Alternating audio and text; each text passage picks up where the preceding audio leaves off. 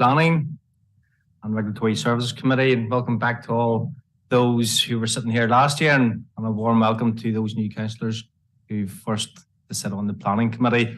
I was going to say about a deputy or the vice chair here throwing the good straw and taking the deputy and getting the chair of planning, but he's not here yet. Must be too much farming to be going on. But we'll get started. Can I ask ACT to start the live feed, please? Good afternoon, everyone. Welcome to the regulatory section of the hybrid meeting of the Planning and Regulatory Service Committee. Can I ask everyone to please mute the microphones at all time, unless invited to speak by myself. For those of you who are physically in the chamber, can I remind you that when speaking into your microphone, you need to wait until you see yourself on the screens so that the live feed can pick up your comments. If you speak before your image is projected, those listening on the live feed or via Zoom will not hear anything that you say. This is obviously particularly important in the case of a vote being required.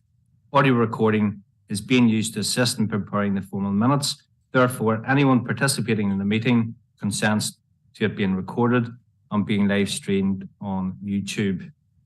Okay, move on to agenda item 1. Apologies. We have Councillor Armstrong at the minute. Do we have any other apologies? No. Thank you. Move on to agenda item 2, declarations of interest. We can take declarations of interest now or as we come across them during the committee.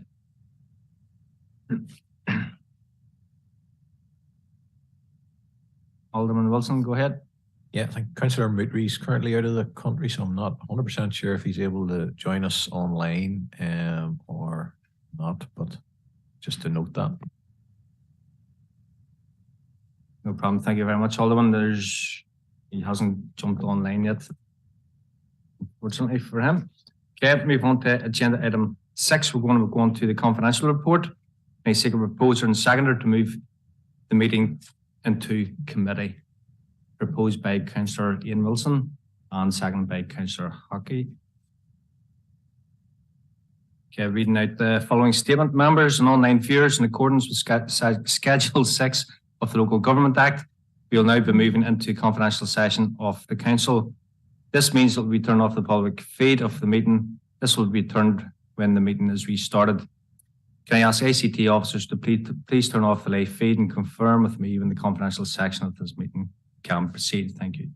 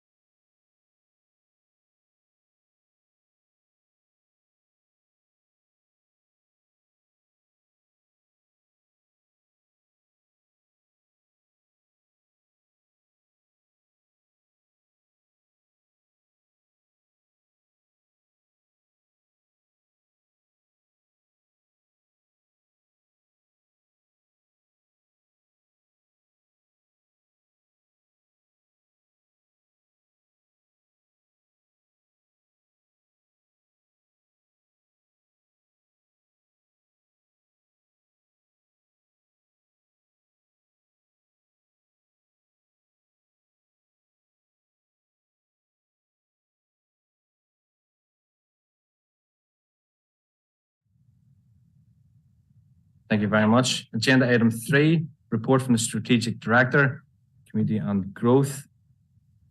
3.1 is an item for decision. I'm going to bring in Damien Mulligan, Head of Planning, regarding our business plans for 2023-2024.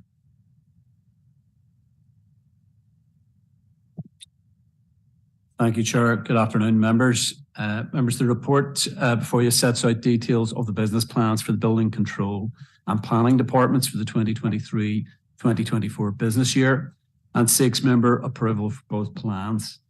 The Council's medium-term recovery plan, which supports the recovery of the organisation and the Borough, is reflected in the plans, and areas of the Green Agenda, as well as our quality management system and ongoing work to achieve closer alignment of the planning and building control services also feature. The business plans have been developed in alignment with the agreed estimates, and happy to take any questions, Chair. Thank you. Thank you very much, Damien. Any questions, members? No? All happy? Thank you very much. Can I get a proposer on a second or full with the business plan?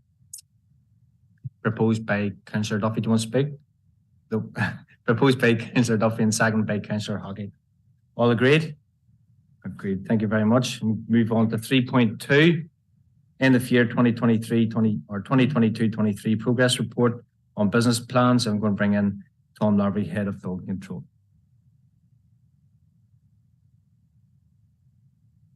Thank you, Chair. In line with our strategic planning framework, Head of Department along with the Directors review the annual progress of our 2022-23 Department business plans for both building control and planning departments and are presented here for approval by this committee.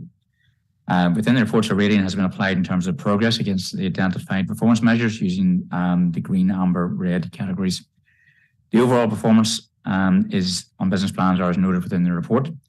Where performance measures have not been fully achieved, a rationale is provided within the comments section. And if members have any queries in relation to the details in the reports, Damien and I would be happy to take them. Thank you, Chair, and happy to take any questions. Thank you very much, Tom. Any questions, members? Happy to take them? No? Okay, thank you very much. As item of information, we'll move on to agenda item 4, report from the Head of Planning.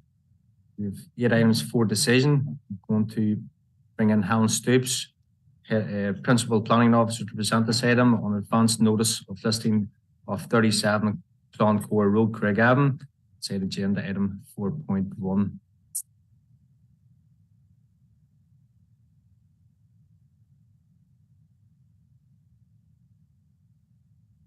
Thank you, Chair, and good afternoon, members.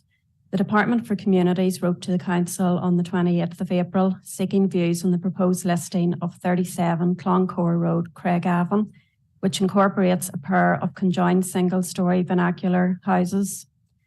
The listing of the vernacular houses is being considered under Section 80 of the Planning Act. In addition, to DFC has assessed the merits of listing the property against their guidance entitled Criteria for the Scheduling of Historic Monuments and the Listing of Buildings of Special Architectural or Historic Interest with associated procedures. A copy of their survey can be found at Appendix 1. In this case, DFC indicate that significant criteria include style, proportion, plan form, quality and survival of interior, setting, age, rarity and local interest, and that the perf dwellings retain much of their original vernacular character and are of local interest. Members are advised that the building is located within the countryside as defined in the Craigavon area plan, and that there are no relevant planning histories or constraints affecting the site. As Council's views have been sought regarding the proposed listing, a draft response is attached at Appendix 2. This includes the planning status of the site and advises that whilst the Council has no objections to the proposed listing, it would be supportive of the property owner if they were to raise any concerns in relation to the proposed listing of this property. It is recommended that members approve the draft response, which can be found at Appendix 2. Thank you, Chair. I'm happy to take any questions. Thank you very much, Helen. Any questions, members? Councillor Duffy.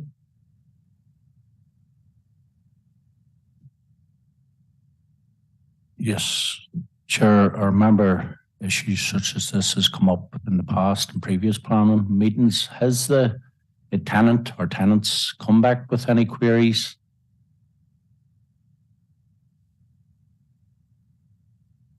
Thank you very much, Councillor Duffy. You want to bring Helen back in?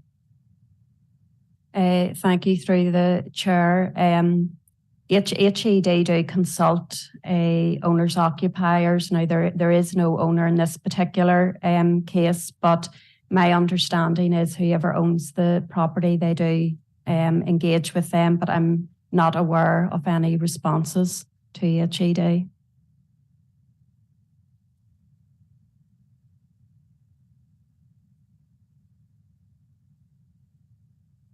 Thank you very much, Helen. Councillor Duffy, you want back in? Are you all right?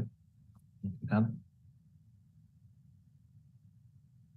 Yeah, members, setting for decision. Can I get a proposal and second if there's no more lights on?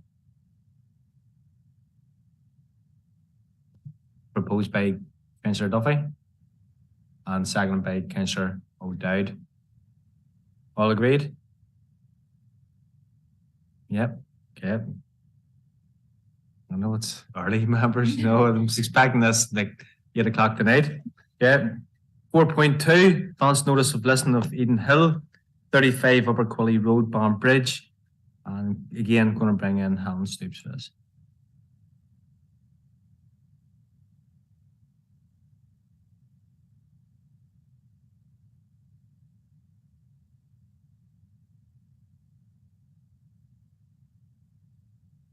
Thank you, Chair. Yes, this item also relates to an advance notice of listing of Eden Hill, which is located at 35 Upper Quilly Road in Banbridge. Full details can be found at Appendix 3. The listing of the vernacular house is being considered under Section 80 of the 2011 Planning Act, in addition to DFC guidance. DFC in their survey has described this Georgian farmhouse as a detached, symmetrical 3-bed, 2-storey rendered house built around the year 1800. DFC advised that significant criteria include style, proportion, ornamentation, alterations enhancing the building, quality and survival of the interior, setting, group value, age, and local interest. They also go on to highlight that the house is a good example of this type of substantial farmhouse connected to the local church, surviving in developed form. Members are advised that the building is located within the countryside and is next to a disused transportation route as set out in the Banbridge, Newry and Mourne area plan, and there are no relevant planning histories affecting the site. As Council's views have been sought regarding the proposed listing, a draft response is attached at Appendix 4. This includes the planning status of the site, the constraints affecting surrounding lands, and advising that whilst Council has no objections to the proposed listing, it would be supportive of the property owner if they were to raise any concerns in relation to the proposed listing. Thank you, Chair. Thank you very much, Helen. Members, any questions? Alderman Wilson, then Councillor Duffy. Yeah, thanks, Chair. It's just, I don't want to rehash things that I've said previously in the last term, but it does come back to the point. There seems to be a rash lead. I'm not sure if the department have a bit of free time when no storming sitting and they're going around the country looking for these buildings, but it's the impact of that again that I'm thinking of on the owners, and they aren't really consulted. I mean, it says clearly, there's no right of appeal against a listing. I think that's wrong. I think as a committee, we should be asking the question, why isn't there a right of appeal? There's a right of appeal about everything else. I mean, you go to make one decision in this council and there's a call in, there's a right of appeal. Public have rights of appeals for all their various things they apply to. I'm thinking from welfare perspective, you have appeals for Allowance, DLA, PIP, all those things have rights of appeal. This planning committee, objectors have rights, but yet this seems to be a closed shop. That doesn't sit really well with me at all. I think there should be some right of appeal because it mightn't be the best option for, I'm thinking particularly if, an elderly couple, we hear of this, situation where you can be asset rich and cash poor. So you could be sitting in a maybe an inherited building, and some part of it then is listed, and you're looking to make some very practical alterations to it, perhaps from an ill health perspective, and you're put through the middle in many respects in terms of how expensive that can become because of all the hoops, and you're maybe precluded from doing some elements of it that would really help you. So I think there should be some right of appeal. I think it needs brought in as something I did challenge the department on directly in my own capacity as an elected representative, and I wasn't that overwhelmed with the response I got. That's a couple of years back. So I would make a proposal that we do question the fact that there isn't a right of appeal. Just a basic question, why? I want to know the reason why there isn't a right of appeal. And I would make that a proposal that would do right to them.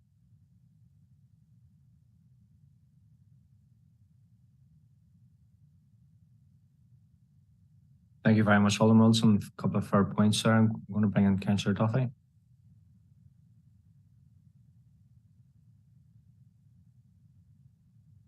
Yes, Chair, I'm actually happy to second that proposal, and I would like to know, I know the council says, we're concerned with what the residents think, but the residents actually know that they can get in contact with the council with their queries, their views on this. Has the department told that in their consultations so that they can have a stronger hand if they disagree with this?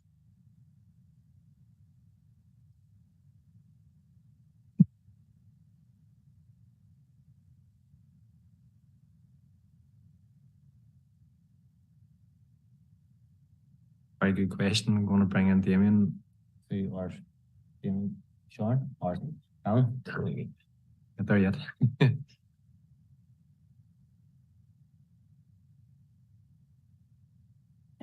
Thank you, Chair. My understanding or whatever, yes, they do consult with owners, but in terms of the content and whether they can consult with council to act on their behalf, I wouldn't be clear on that matter. Suppose just to add in terms of right, no right of appeal. My understanding is this would require a change to legislation, but more than happy if members wish officers, to write to HED. We can draft correspondence and bring it back to committee, or we can amend this correspondence and incorporate it into that. We're happy enough with that, members? Yeah, we'll bring you back in here, Alderman Wilson, and also to add in and see regarding sort of the consultation that they have, what format that is. Can we get a copy of that? So obviously it would sort of lead into what Councillor Duffy was inquiring about. I'm going to bring in Alderman Wilson, please.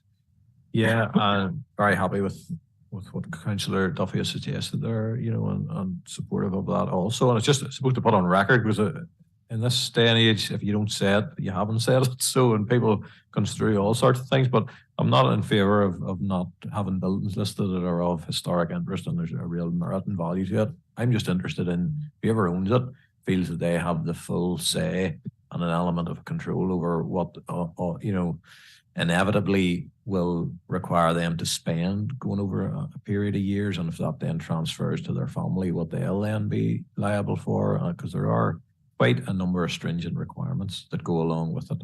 And it's really from that simple perspective that I come from. It's not I'm not for a charter for, doing away with this in totality. I just want people who own them to have, fair say in these deliberations. That's really all I want to say. Thank you very much, Alderman Wilson. We all agreed with the proposal that we read to the department. Yeah, thank you, members. They also get a proposal and seconder for the report proposed by Alderman Wilson, seconded by Councillor Donnelly. Thank you very much, members. Move on to 4.3, advance notice of listing of Gate Lodge, Belmont Hotel, Banbridge. And again, Alan, you're up on the mic. Thank you.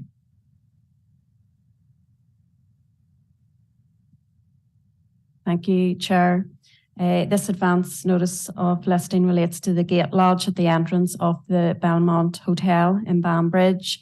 It's being considered under Section 80 of the Planning Act in addition to DFC guidance. DFC in their survey have identified significant criteria to include style, proportion, ornamentation, alterations detracting from the building, group value, setting, age, authorship and local interest. They've described this building as a small, single-storey rendered gate lodge with hipped roof constructed in around 1860 and its group value with the listed Belmont Hotel, and advises that it is of local interest. The building is located within the settlement development limit of Banbridge as defined in the Banbridge Newry-and-Mourne area plan. There are several histories and constraints affecting the site, full details of which can be found in the report. As Council's views have been sought regarding the proposed listing, a draft response is attached at Appendix 6. This includes the planning status of the site, the planning histories and constraints affecting surrounding lands, and advising that whilst Council has no objections to the proposed listing, it would be supportive of the property owner if they were to raise any concerns in relation to the proposed listing of this property. Thank you, Chair. Thank you very much, Helen again. Any questions, members? No questions. Can I get a proposer and a seconder, please? Proposed by Alderman Wilson, second by Councillor Hockey. All agreed? All agreed. Thank you very much, members. I'll move on to 4.4, advance notice of listing of outbuildings, Dumbarton House, Dumbarton Street, Guildford. Again, I want to bring in Helen to present this. Thank you, Chair. Yes, this relates to an advance notice of listing of outbuildings to the rear of Dumbarton House, which is located in Guildford. DFC in their survey has described the building as a large range of brick and stone outbuildings built in stages from around 1850 to 1885, forming a stable yard to the rear of Dumbarton House, which is also listed, and have identified significant criteria as setting, group value, style, proportion, plan form, both alterations enhancing and detracting from the building, quality and survival of the interior, age, historic importance, authorship and local interest. The survey states that the outbuildings form an integral part of the Dumbarton estate. The outbuildings are located within the settlement limit of Guildford as defined in the Banbridge Newry-and-Mourne area plan. There are several constraints and histories affecting the site, details of which can be found in the report. As Council's views have been sought regarding the proposed listing, a draft response is attached at Appendix 8. This includes the planning status of the site, the constraints affecting surrounding lands, and advising that whilst the Council has no objections to the proposed listing, it would be supportive of the property owner if they were to raise any concerns in relation to the proposed listing of this property. Thank you, Chair. Thank you again, Helen. Appreciate your efforts on that there. Can I get a proposal in a second? There's no lights on. Proposed by Councillor Duffy, second by Councillor McGill. All agreed? Thank you very much. All agreed. Move on to 4.5. Telecommunications mass, which is a planning and health consideration. I'm going to bring in Damien Mulligan, Head of Planning, to present this item. Yeah, thank you, Chair. Members, at a meeting of full council in March, members requested from officers a report detailing the health and safety considerations relating to telecoms masts and a letter from the council to the Department for Infrastructure regarding the matter. Members, the details of those health and safety considerations are set out in the body of the report before you. And as you'll see from the draft letter to DFI, which is attached at Appendix 9, officers are recommending that a review of regional planning guidance and specifically the considerations around public health is urgently undertaken. Members are asked, therefore, to note the report and agree the letter to DFI. Thank you, Chair.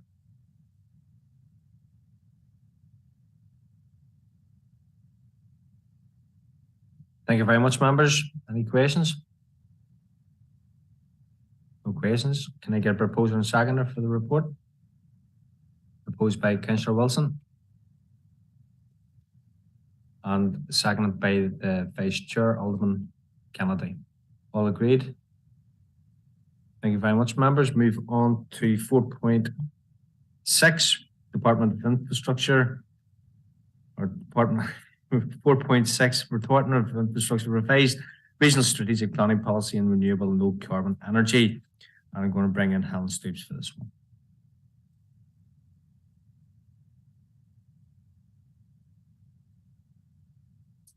Thank you, Chair. The Department for Infrastructure wrote to the Council on the 6th of April, seeking views on the revised Regional Strategic Planning Policy on Renewable and Low Carbon Energy, a copy of which can be found at Appendix 10. DFI has advised that the aim of the review is to ensure that strategic planning policy on renewable and low carbon energy development remains fit for purpose and up to date to inform both the local development plan process and decision making. The overall aim of the revised regional strategic policy is to maximise sustainable, renewable and low carbon energy from a wide range of technologies at various scales in appropriate locations within the built and natural environment without compromising environmental assets, which is reflected in both the revised regional strategic objectives and the regional strategic policy.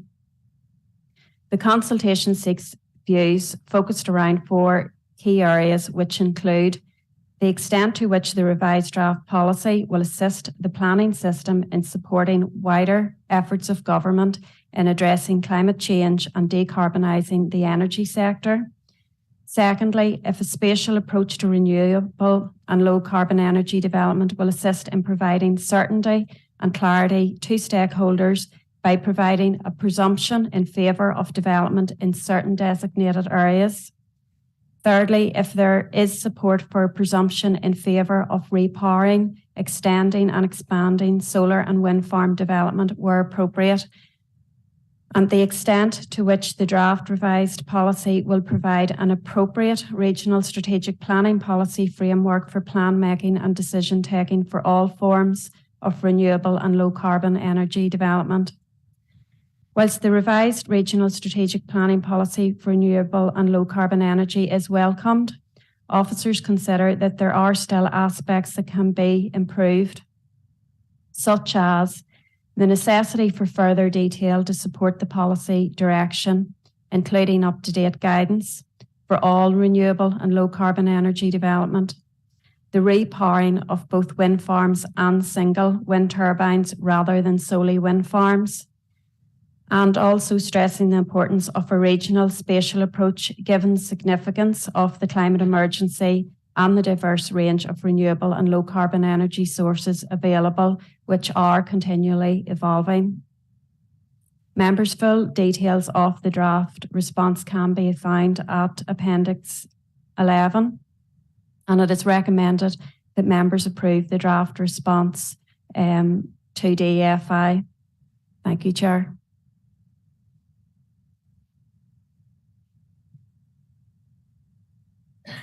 Thank you very much, Helen. I'm going to bring in Councillor Lavery to.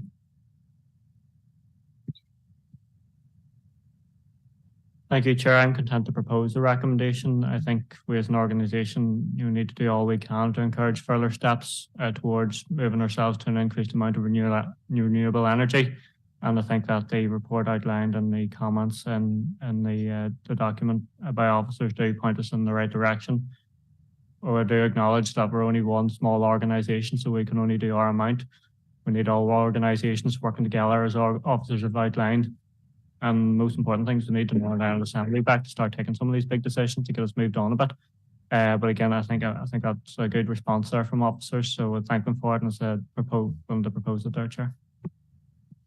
Thank you very much, Councillor Lavery. Any other speakers? Alderman Wilson.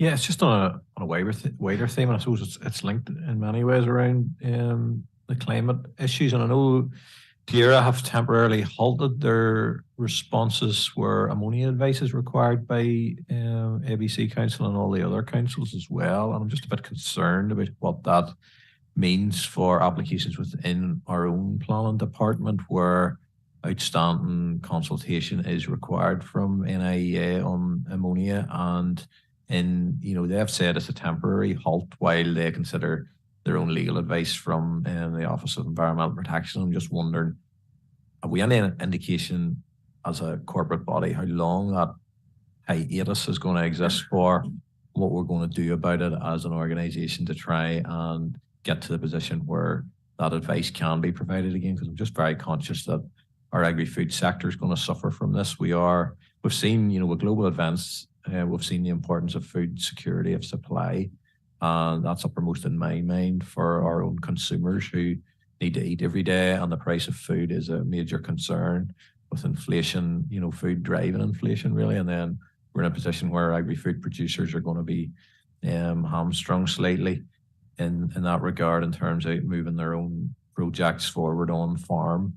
I would just be keen just to see what we can do to maybe encourage DAERA to conclude that process as quickly as possible and get back to providing that advice. Thanks. I'm going to bring in Damien, see if you have any answers to that. Yeah, thanks, Chair. Thanks, Alderman Wilson, because it's a very good point.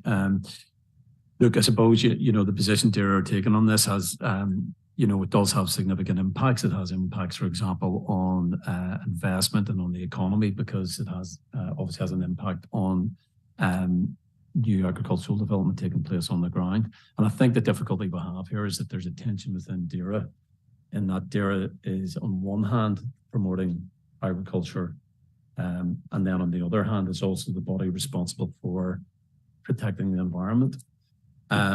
So it does have an impact on us as a planning authority in terms of what we can do with the applications that are affected, and we're reviewing our position on that. We're looking at numbers and so on, and we'll take a position on it. But yeah, we were surprised whenever it came our way. I think it was just last week.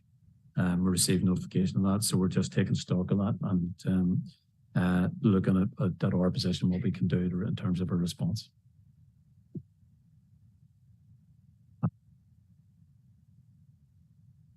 Thank you very much, Damien. Content, Alderman Wilson? Yeah. Okay. Any other questions, members? Okay, can I get a seconder for the proposal? Second. Vice Chair, Alderman Kennedy, second the proposal for the report. We all agreed? Agreed. Thank you very much, members. Move on to 4.7 and scheme of delegation for planning. I'm going to bring in Damien Mulligan, Head of Planning, to present this item. Thank you, Chair. Members, the report before you recommends a number of amendments to the current scheme of delegation for planning. The current scheme, which was agreed by Council in June 2020, is required to be reviewed at this time in order to meet our legal obligation. And as you will be aware, the scheme allows for decision-making on certain planning applications and planning matters to be delegated to appointed officers. Such delegation enables members then to focus on larger and more complex matters. So the main changes being proposed to the current scheme are the inclusion of certain local development plan functions, which is especially important as we intend to publish the second part of our plan later this year. The ability to serve a building preservation notice, and just briefly what that means is if for example, we have a building which is not listed at risk of being demolished, and we think it might merit listing, notwithstanding all the comments that have been made earlier, we could serve a building preservation notice to protect the building, while in the interim we engage with the FC and members about whether or not the building should be listed. And then in addition to those, we're also proposing the removal of a requirement to report applications to members which attract an objection from a statutory consultee and which are recommended for approval. And in relation to that statutory consultee amendment, officers are aware that a number of councils already exclude that clause from their scheme of delegation. And indeed, the statutory consultee amendment would, in the opinion of officers, enhance the efficiency of the department in terms of enhancing our ability to drive caseloads down and meet statutory targets. So members are advised that in accordance with planning legislation, the scheme of delegation will also be required to be approved by the Department for Infrastructure. I'm happy to take any queries, Chair. Thank you. Thank you very much, Damien. I'm going to bring Councillor Lobby involved. Go ahead, Councillor Lobby.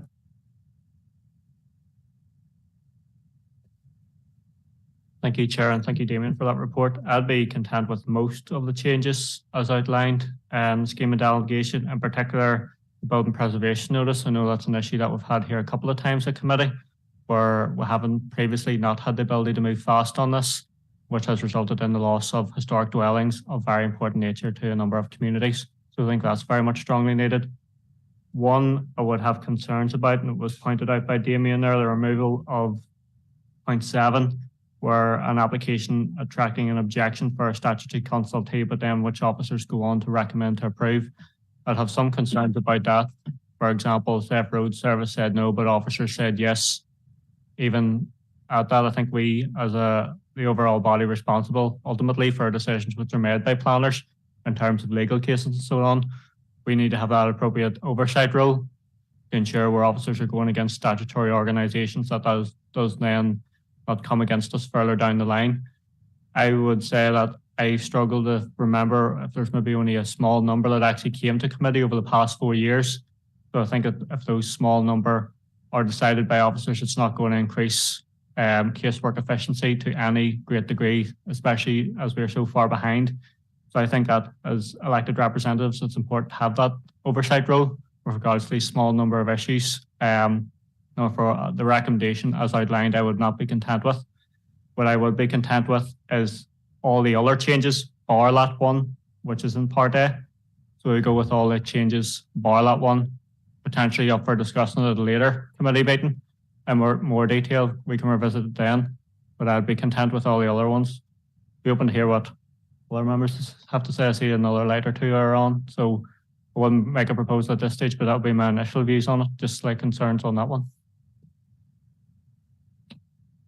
Thank you very much, Councillor Lobby and Julie Norton. We'll come back. Alderman Wilson, go ahead. Thanks, Chair. I suppose particularly welcome the inclusion of discharge of conditions, because I know they are nailed on to most of the planning committees every month, and they do take a period of time to go through. I don't remember one being objected to. They are taken in the vein that these are developments that are proceeding at a rate of knots, and there's just with our scheme of delegation as it is, there's a requirement for it to be brought to the committee with no real reason for it to be brought to the committee other than to get a rubber stamp. So I'm quite content with that. I suppose in to reverse the psychology in terms of Peter's objection, the fact that there aren't that many is sort of proof that it isn't an issue. So I'd be quite content to retain point 7. I don't think, as he's rightly said, there hasn't been one that has came and has been an issue. So on that basis, I think we should let it run. And I feel if there was a major concern from a statutory consultee, for instance, river agencies, or in terms of floodplain, those are issues that are given the utmost serious consideration by our planning teams. So we're always erring on the side of caution in this committee, maybe to the detriment of speed. So with that being the case, and the full knowledge that over the past 2 terms, I'm fairly relaxed about the fact that we're including point 7, and I would be happy to see it included in this change to the scheme of delegation, because I'm quite content and sure that if there was a major issue that the committee would be made aware of it, or it would come to light through objections or some other reasonable avenue.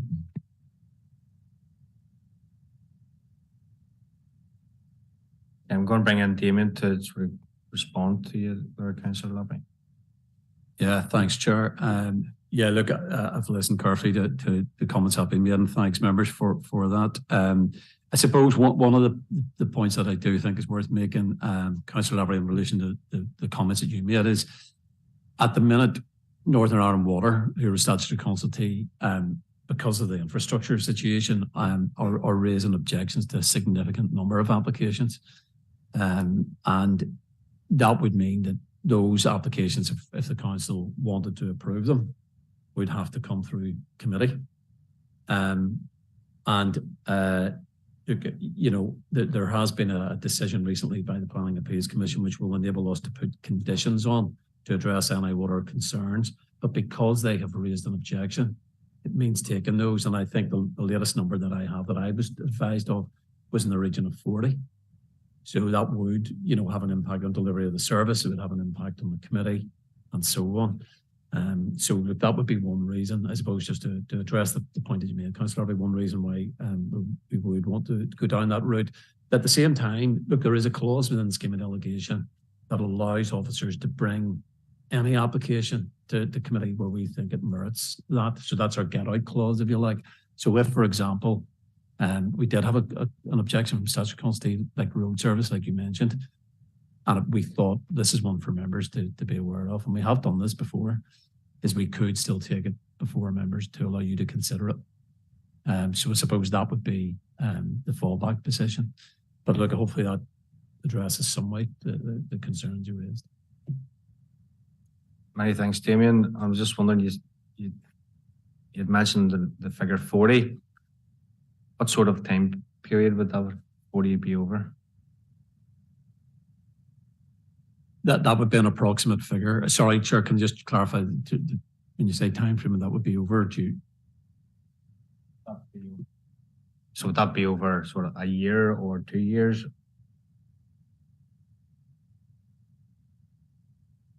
Yeah, look, I don't have the dates of the particular applications, but I know some of them are, you know, have been in the system for a while because they've been held up by that particular objection. But yeah, I wouldn't have the precise dates of those applications, but it is in the region of 40 would be the number.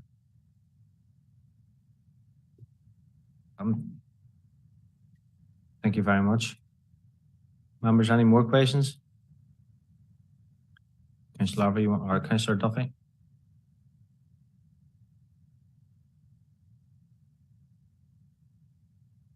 Yes, Chair, thank you. It's just on the temporary listing of buildings.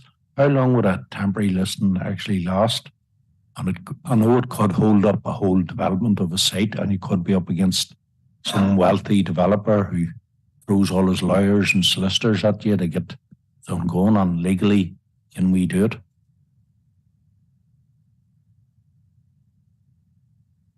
For a question, I'm going to bring in Damien. Yeah, thanks, Chair, and thanks, Councillor Duffy. Yeah, the building reservation notice gives us 6 months to decide whether or not we're going to list the building, and that will be done in consultation with DFC. But you raise a very good point, because look, there is a risk when you serve one of these that the council's liable for compensation. So if we were to serve a building preservation notice and then didn't list the building, you may get the landowner or the developer coming back and claiming compensation for, you know, loss of finances during that 6 month period. So before we would serve it, we would want to work very closely with DFC to find out what their position is. Look, are you likely to list this? Because if they're not, there wouldn't be any point in going down there. And so, I mean, basically that's how the process very generally would work. Clarified, Councillor. Thank you very much. Thank you very much, Damien. No other lights on, so can I get a proposer, Councillor Lavery? Sorry, Chair, got in late there. Just to come back to the point Damien made about NI water. I suppose it's in relation, in terms of the conditions you're talking about, are you talking about like a localised pump station being put in place on site if there is, you know, water or sewage capacity issues? Ultimately, maybe I'm one, but there's more, probably a few of us members who are having to deal with more of this kind of casework that's coming up, that maybe developments that maybe perhaps should not have been built because there are sewage capacity issues. If we're now approving more of these developments, which maybe have sewage or water capacity issues, that's going to lead to a lower quality of life for those residents who are going to have to deal with all those various difficulties that come to play with those kind of capacity issues, which is growing, although we're not too bad in Craigavon, but other areas in the Borough are not in good shape. But still have some concern about it if officers are approving developments of whatever sizes, but NI water saying they should not be approving because of such capacity, and it's going to lead to a lower quality of life for those residents who may be unaware of there are such capacity issues. That I would still have a concern about that number 7. Perhaps we could discuss it at, you know, a later committee and just at a different day because I don't want to hold us up too much here. I would be content with all the rest, but just in that option 7, I think we should have some more discussion on it, maybe give some further detailed examples, maybe next month, but maybe progress with the other ones. I don't know what other members think, but that would be my thinking. So approve everything but that one change, but that further information is brought back next month with maybe a few examples so we can get a bit of a better hold on it, and then maybe change out the scheme with relating to that single item next month.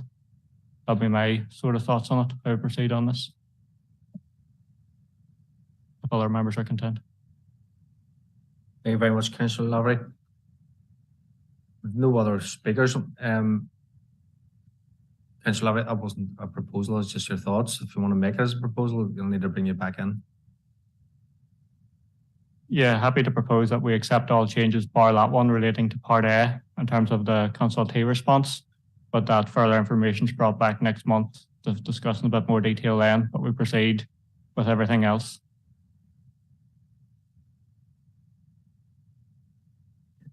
I want to bring in Damien just to view one of your queries, sir, please.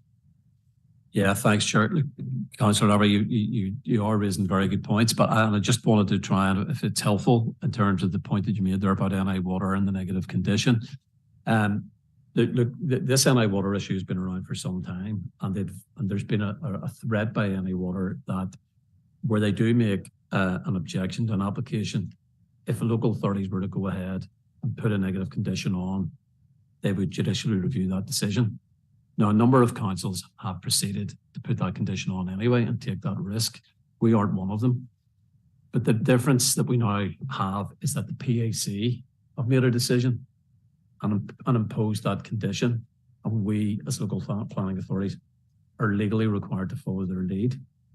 And if we don't accept their lead, you can challenge their position. So that's why we're sort of shifting position on the NI water issue. And the negative condition would be along the lines of either no development commences or the development does not commence operations until details of some alternative way of dealing with the NI water issue have been submitted and approved by the council. So that's generally how the condition would be worded. So look, I don't know if that sort of deals some way with the concern that you have, but that's generally how we would now be proceeding to deal with the issue. Thank you very much, Damien, for clarifying that. There's safeguards are built into the recommendations in the report if it's approval. Alderman Wilson, I'm going to bring you back in. Yeah, and I mean, I've made a proposal that we do accept it. So, having a seconder in that, but I suppose I would make the remarks. We had issues earlier which were of a quite, sensitive issue, and those are being voted through, and people are not as conscious of the impacts of those, or appear to be as conscious, but yet we're becoming very conscious about these issues that Damien has quite adequately explained the rationale behind us bringing this as part of the revised scheme of delegation. So on that perfectly logical basis, that's why I'm making a proposal that we accept them, because in the grand scheme of things, if there is something of note, we're relying on our planning officers for every single report that comes to this council, and by and large, 95% of the time we're accepting it, with the odd occasion where we go against an officer recommendation, as we're democratically elected to do, and that's why we're on this committee. So on that purely logical basis, that's why I am proposing that. I just want that made clear, but it jars completely with the earlier phase of the meeting where we're, well, I'm not and my colleagues aren't, but others are rushing ahead, without, in my view, full consideration of the issues at stake, which are much more controversial. I'm going to bring in Damien again. Thanks, Chair. It's really just to go back to your earlier point, Councillor Lavery, and I suppose to say that the scheme of delegation can actually be revised and reviewed at any stage. So if members wanted officers to monitor the impact of this, removing this clause in the scheme of delegation, we could do that and bring back numbers in a few months' time to say, look, here's what the difference is made. Here's how many applications we have approved or decided where we have had an objection from Statutory Council T. Happy to bring those numbers back. If members aren't content with the way things are, we could amend the scheme of delegation again and reinstate the clause. So if that sort of gives you any comfort at all. Councillor Robbie.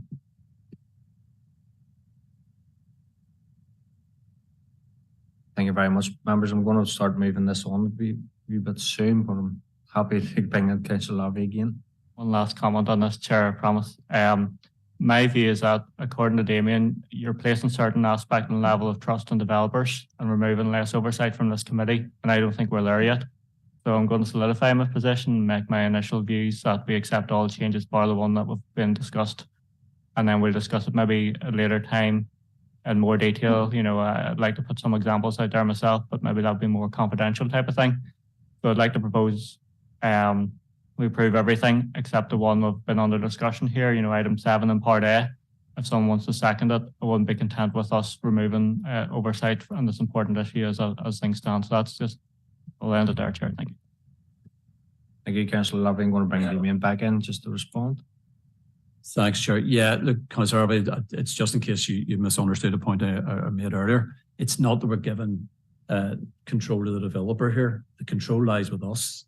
The planning condition is put on, which requires the developer to submit details to us of how they're going to deal with the NI water issue before they either start the development or commence the use of the development. We'll have to look at what the PIC wording is, but the control lies clearly with the planning authority and not with the developer. It was just in relation to the point you made a second ago. Thank you very much. I'm going to bring in Councillor Wilson and then Councillor McGill. Councillor Wilson, go ahead. Thank you, Chair. I'm more content with the explanation Damien has given to us on the checks and balances that are put in place for this part of the report. So I'm happy to second my colleague Alderman Wilson's proposal that we accept this report as is and move on. Thank you.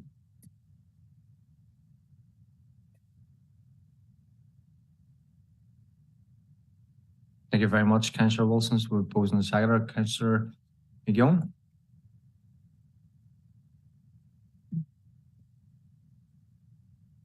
I just wanted to second Councillor Lowry's proposal.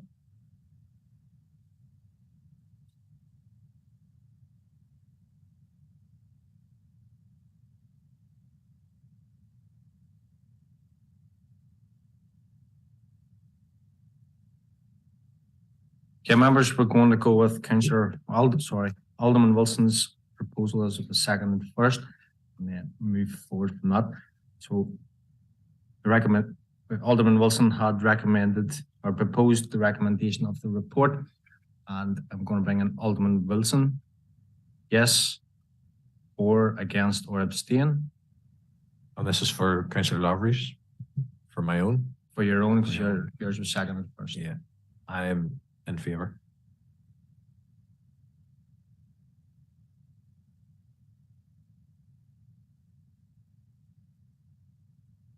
Councillor Donnelly, please.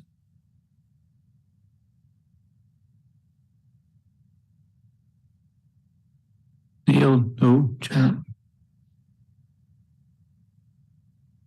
Councillor Duffy.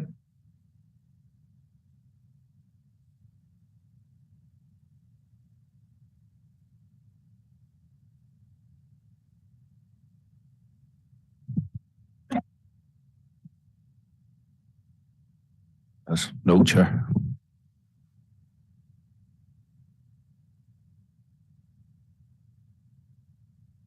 Councillor McGill.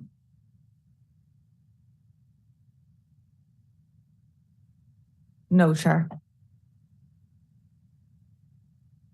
Online, Councillor Mallon. I'm going to abstain. Say that again, please. Sorry. I'm going to abstain. Abstain, okay. Thank you.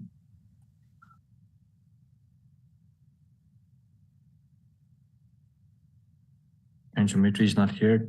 Councillor Mulholland.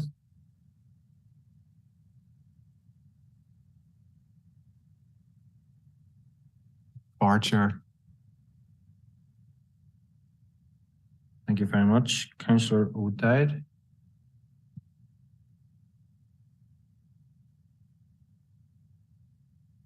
Councillor Wilson. Yes, Chair. Alderman Candy, Vice Chair. Yes, Chair.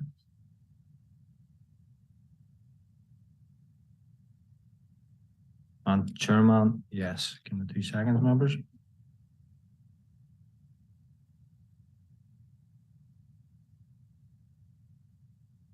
Apologies, member, I've skipped through you there. Councillor Hockey, please. No, Chair. And Councillor Lavery. Against, Chair.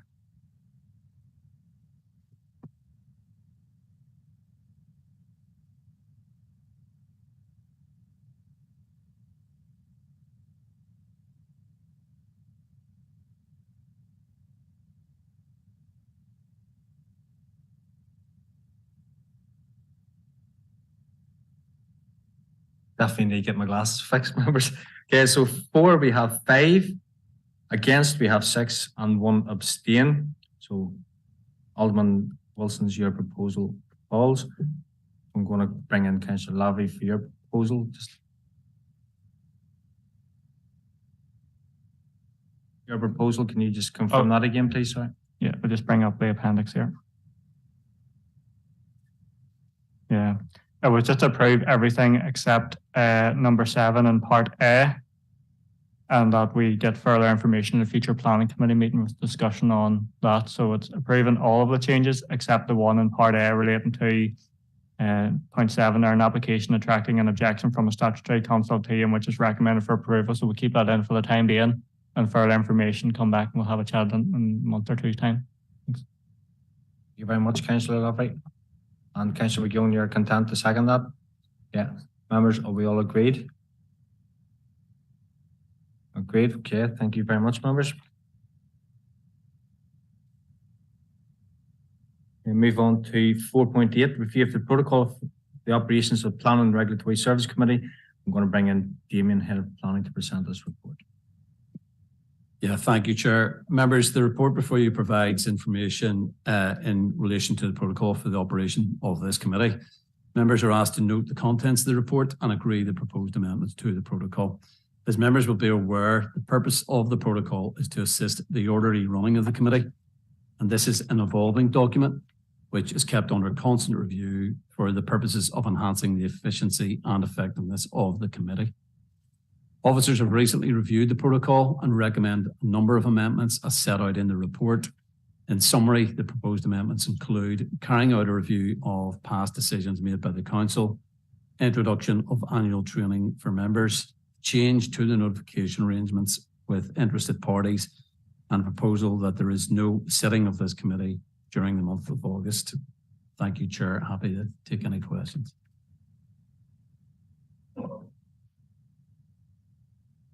Thank you very much, Damien, for the report. I'm going to bring in Councillor Lavery.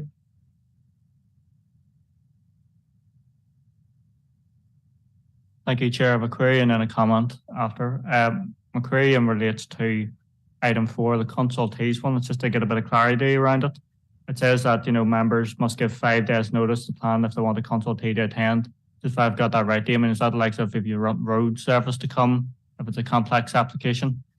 I just have a wee bit of concern then, like the 5 days turnaround. I'm aware that maybe members only get our papers here on Thursday normally, and then if we've committee on the Wednesday, they'll have to sort of say that Thursday when we get them, to immediately if they want like the road service and so on to attend, or maybe if like other members who aren't on this committee, they won't get that information until I think the papers are published, even maybe on the Friday.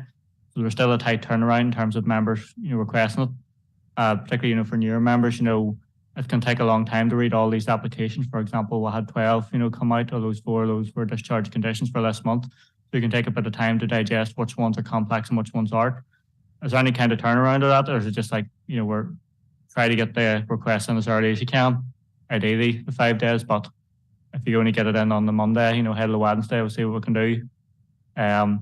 Just if there's that bit of flexibility, because I know there's some quite a lot of complex road ones that come forward, and sometimes it's good to have road service in, and sometimes they just say no, no matter how much timeline you give them. But just a wee bit of query on that firstly.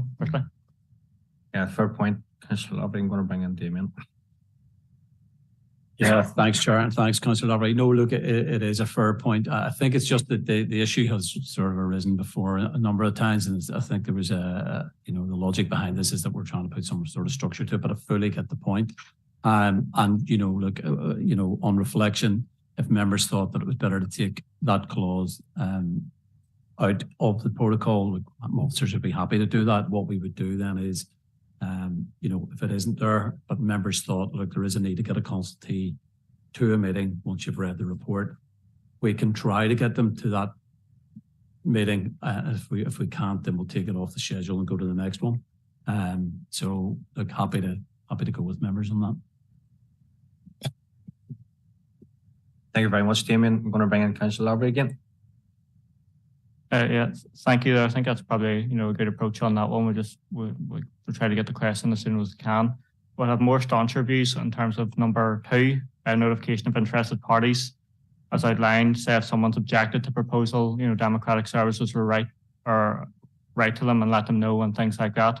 I think that is appropriate. I think that is good practice, and it's disappointing that all our councils don't follow our lead. I think it's so difficult to actually get any information from this council that it's important that those interested parties are notified when applications come to this committee, because it will likely be the first time they've actually come to terms with what the decision is. They've been told what the decision is and why maybe their points have not been taken into account or agreed with, in the report. So I think it's important that they do have almost what we call the right of appeal and so on. They just merely point them towards council's website.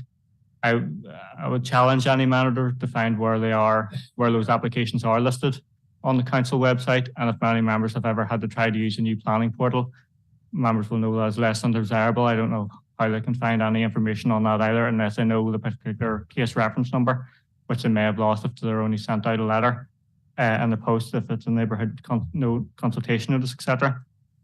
I think this council has a burden of work to do in terms of improving our reputation to the borough, to our residents, to our constituents in terms of planning decision-making capabilities. I think to remove the small gesture in which we at least notify them that their applications which they're interested in is coming to committee, I think it's a wrong move. I think it's, as it mentioned, good practice. I think it further stabilises council's commitment to the views of constituents, the views of residents. So would not be content with option 2 that we drop that notification of interested parties.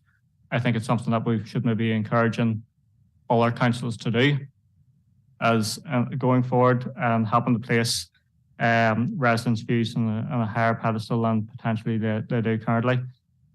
So that would be my views, and instead I would have strong views on it and interested views of other members. So my initial proposal would be to accept point 1, point 3, and point 5. So have that one on consultees, and that we try to get our recommendations in there quickly as we can, and we'll see what happens, and drop point 2 altogether, because I think that the interests of supporters or objectors are taken into account at this planning committee meeting.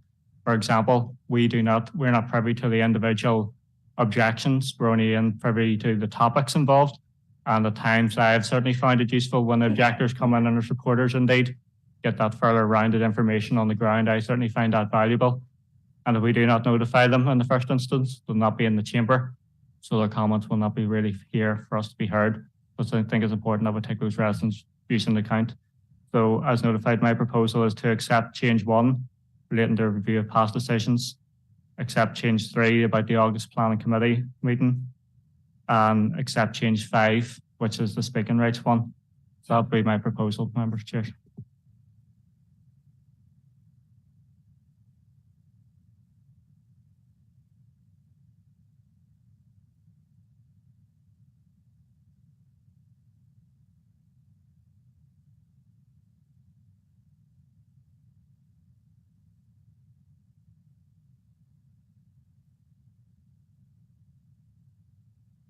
Just a wee bit of apologies here, members. My iPad's broken. It's a bit slower to navigate around the laptop.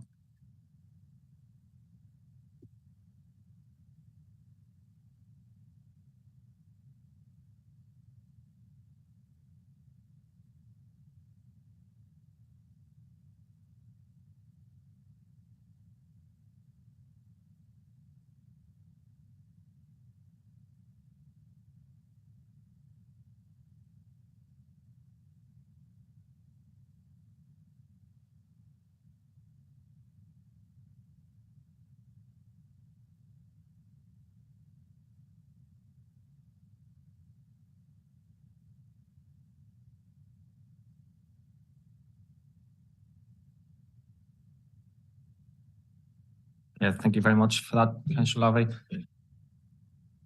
Members, any more speakers? Alderman Wilson. Yeah, no, I get why this is an issue, particularly, around the fact that by agreeing then to send out the notifications, it's a bit like the neighbour notification rule. You get that now and again where there's, is it the 90-metre rule or something in terms of, and that can be a huge issue for people who, for reasons, the dog could have ate the letter or anything. There could be a mail strike. It could have been received and dropped on the way up to the house or anything. There's so many scenarios that could play out there. But the ultimate, in this regard, the ultimate, negative issue with this is that it prevents the application from going to committee in a particular month, which adds to our backlog, which is significant in terms of applications to come to committee. I'm easy on this in terms of, if there is a link contained in this would it be a lot easier then? Are we suggesting making some changes to the council website that would make planning more visible as a department on our own website that people could easily check, because we are moving rapidly in terms of, information technology and on the internet and where we get our information. So on that basis, I'm not tied up on this at all. I can see where officers are coming from. Also, by virtue of the fact, if it's at committee, a councillor has called it in. So you have this scenario playing out. Councillors are calling in applications and then not coming to committee. That's an issue. You know what I mean? So if somebody taking an interest in something, or who has been lobbied by, a resident, and they're looking at to come to committee, and the councillor has went through the procedure for doing that, and it has ended up in committee. Well, surely that's the person that should be letting whoever knows that has objected to them. So I don't. Whilst I understand where Peter's coming from, I don't understand the intensity of the debate in that regard. Whenever there's so many other avenues that could be pursued by elected reps, instead of burdening our democratic services team and then setting ourselves up for delay, which is ultimately what happens. And many situations have we had where the most serious issue, and objectors turn up at all, despite being written out to.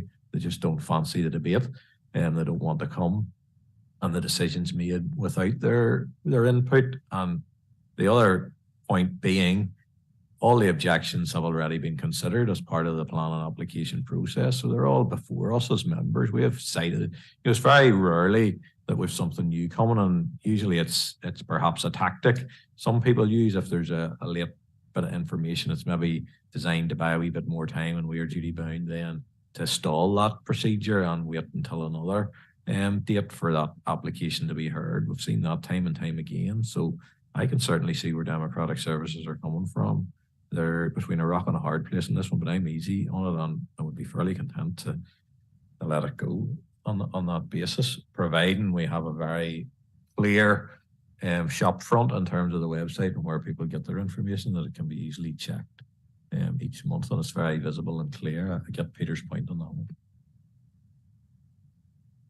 Yeah, if you prefer points there, Alderman Wilson, one of my pet hates is whenever members call something in and then they don't bother coming to chase it up, and that's something that does annoy me. Wendy, you online? Wendy, do you want to come in and sort of from Democratic Services perspective and give your views, please? Yes, Chair, and good evening, members. Nothing really to add to the report other than to say, yes, it is a big administrative burden for us in terms of sending out letters, and Ruth's at the meeting here as well. And there are, of course, as well, the issues with bank holidays and things like that, but happy to take members' guidance on it. But yes, it is quite a burden for us to send those letters out. Thank you very much, Wendy. And no, Alderman Wilson, you mentioned there about IT, and I sort of the pre-meeting with the officers, sort of asked them to go away and sort of investigate from the administrators' side of the website. Could they have on it a button where they send an email and where it's automatically populated, or you can also do it as a type or as a text message where it automatically goes out. The people who are objecting would put their details onto the portal themselves, if they wanted then, but obviously it'll be IT reliant whether the guys and girls can fix that or whether they can sort that. But I do think, it is a possibility, especially in the IT world at the minute. Alderman Wilson, do you want to come back in there, please? Yeah, I suppose coming on from that, Chairman, maybe there is more work to do before this proceeds in any, as a decision. Maybe it needs to continue as it is, pending sight of what a potential website alteration would look like, how visible that would be, how easily navigatable it would be for people who are interested in an application. If enough word is got out and there's enough media coverage about it locally, that people then who have an interest in something automatically think, let's check the council website, and if they're not hooking through or having to create an account with a planning portal and all the rest of it. If it's maybe our council officers need to do a little bit of work on that in terms of showing us how it would ultimately work out, that we could, maybe a trial page set up that could be brought to us and put on the screen and say, look, this is what residents would see when they logged or the access to our website, and with a specific idea of looking for planning related information. I think that might be useful, but happy to take, the views of others as well.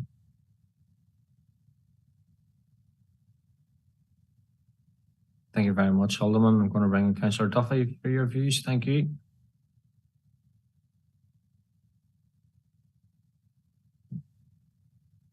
Yes, Chair, agree with a lot has been said there, that people do complain to councillors if they don't get notification, and they want to know why, they're demanding to know why. And I know it says there's a cost here, for it going out. There would also be a cost for a press release as well for them to go out. So either way, there's going to be a cost. There's going to be time commitments for the press, for applicants, agents, and all to get the notification. But that idea of putting your phone number down, text messages, WhatsApps, emails, just sort of get people in that way of thinking that they have to sort of supply them details for the right way of going.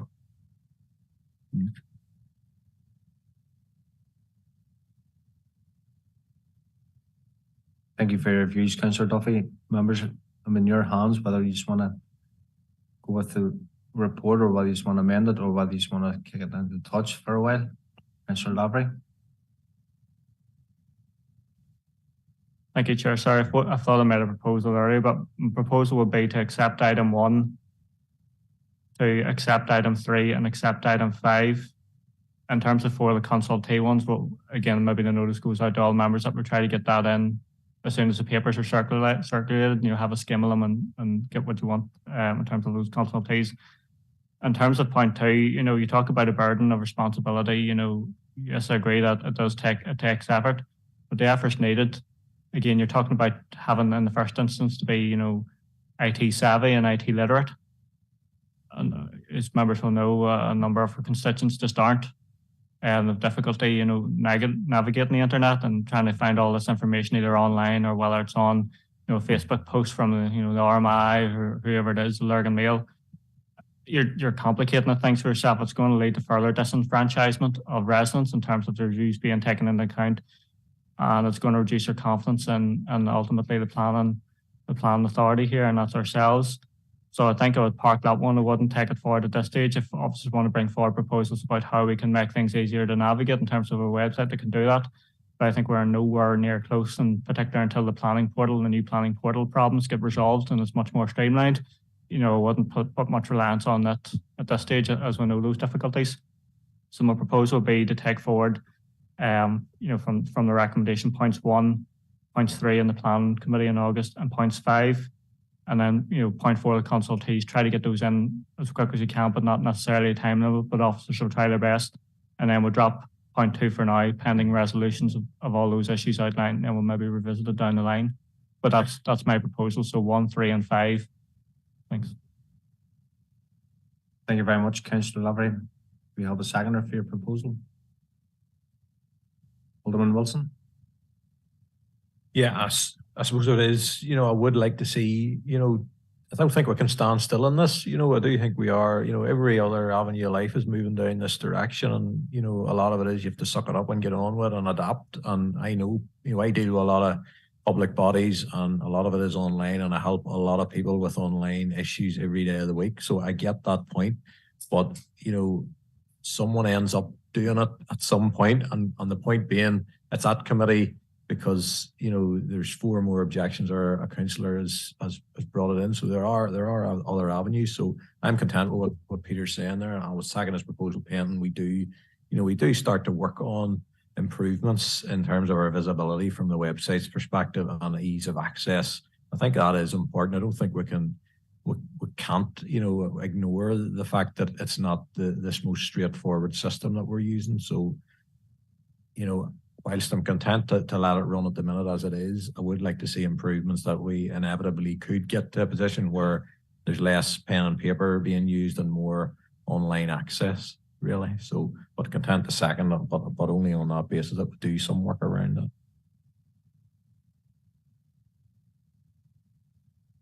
And also good for the environment, Alderman Wilson, you know. So I think we've got a proposal on second, and I think as we sort of investigate if we can sort of progress down a bit more IT, and I do take Councillor Lavy's point about not everybody's IT savvy, but obviously we're in 2023, maybe next year less people will be reliant on newspapers or on getting a letter through the post. Most people will be more reliable on emails or text messages or even WhatsApp. But are we all content with the proposal in second? Agreed. Thank you very much, members. Move on to 4.9, item for information update on planning caseloads. And again, going to bring in Damien Mulligan here. Thank you, Chair. Members, just a few stats for you around our live caseloads. Decisions issued by the department during the months of April and May was 192. Number of applications received over the same period was 212, and that leaves us with a live caseload at the moment of 1,088. In relation to call-in requests, members, over that same period, we had 2 call-ins, bringing the total for year to date to 6. Thanks, Chair.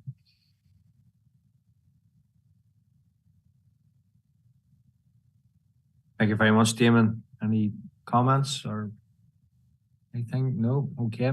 Thank you, members. Move on to agenda item 5, report from the head of building. We have 4 items for decisions. 5.1, street name report for Derry Hill Gardens. I'm going to bring in Tom Lavery, head of building control. Go ahead, Tom.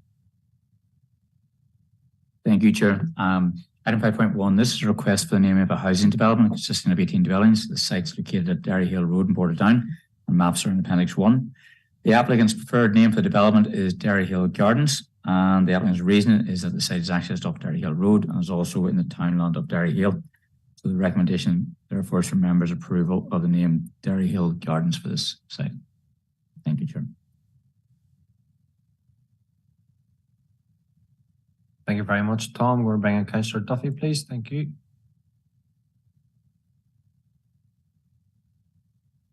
Just propose recommendation, Chair.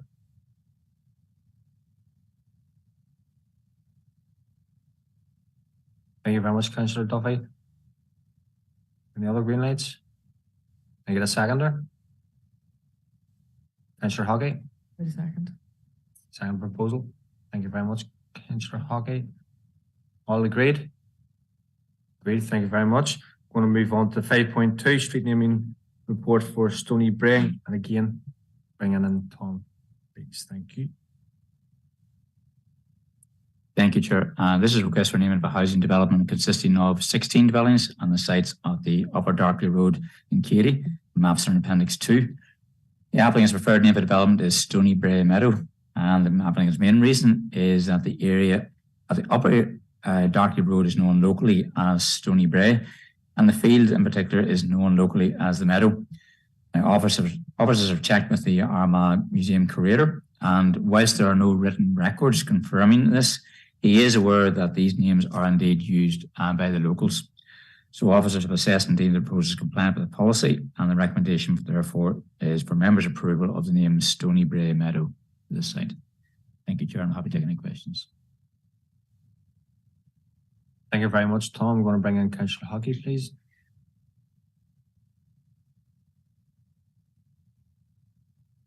Thank you, Chair. I'm happy to propose. Thank you, Councillor Hockey. Any comments? Can I get a seconder for the report? Seconded by Councillor Donnelly. Well agreed. Thank you, members. Move on to 5.3 street naming report for Carrickhill Industrial Estate. And again, I'm going to bring in Tom. Thank you, Chair. This is a request for naming of industrial park consisting of 6 units, and the site is located at Ballycrummy Road in Armagh, and maps are in Appendix 3. The applicant's preferred name for this development is Carrickhill Industrial Park, and the applicant's reasoning for the preferred name is that the site is situated within the 2 townlands of Carricktrudden and Lurger Hill, with the proposed name being a derivative of these. Officers have had discussions with the applicants and have advised that neither of the other, option 2 or 3, would be appropriate for various reasons. So the officer's recommendation, therefore, is for members to consider the name and approve the name Carrickhill Industrial Park for this development. Thank you, Chair. Thank you very much, Tom. Again, proposed by Alderman Wilson. Can I second or second by Councillor Duffy? We all agreed. Thank you very much, members. Move on to 5.4, review of fees for council's property certificates. And again, we're going to bring in Tom. Thank you, Chair. By way of background, particularly for new members to this committee, the council's property certificate system arises from an agreement in the early 1990s between the Law Society, representing solicitors, and local councils, and it's a means of ascertaining information which is useful in legal searches related to the conveyancing of process for land and property. In 2020, councils regionally agreed to increase the council's property certificate from £60 to £70, fixed for the further review until 2023. This review has now been undertaken by officers at a regional level, and given the increased cost pressures on councils, officers have obtained SOLA's approval for the following proposal. To mitigate against future inflationary costs to councils, officers have obtained SOLA's approval also for the concept of applying a 3-year inflationary fee review cycle, meaning that a further review would not be required until 2026, unless there were some significant changes to the process, in which case council will reserve the right to review the fees. Therefore, if we build an assumption for the future rises in CPIs, along with other increasing cost pressures on councils, officers feel it would be reasonable to propose to increase the council's property certificate fee from £70 to £90 fixed for the next 3 years. This proposed increase will assist councils in maintaining adequate resources to ensure that the service is delivered in a prompt, efficient, and timely and professional manner.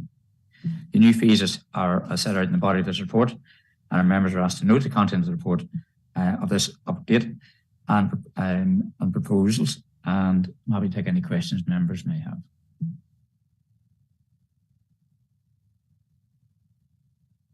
Thank you very much, Tom. Any comments, members?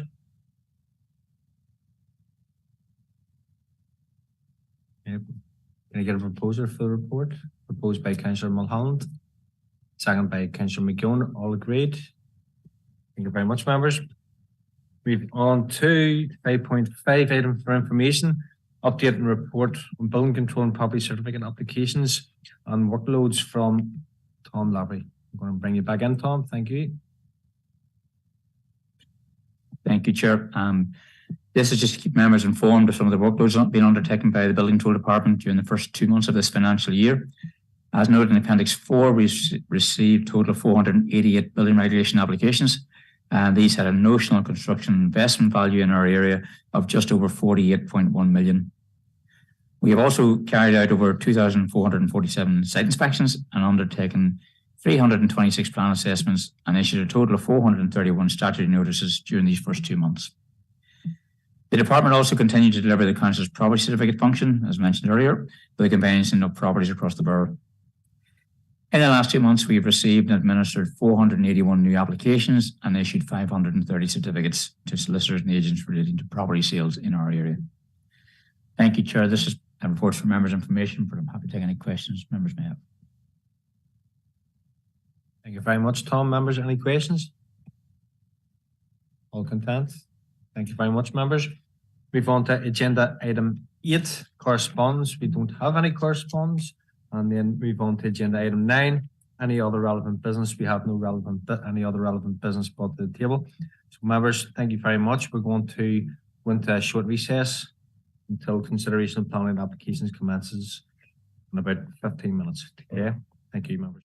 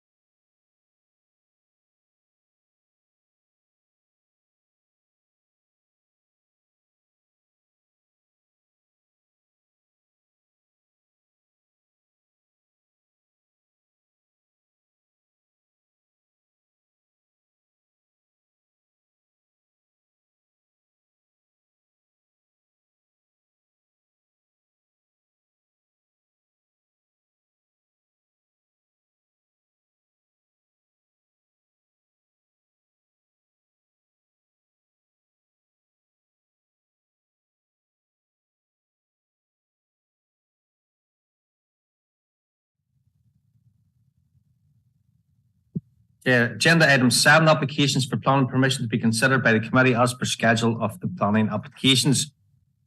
Good afternoon, everyone, and welcome to the planning section of the hybrid meeting of the Planning Regulatory Services Committee. Can I ask everyone to please mute the microphones at all times unless invited to speak by myself?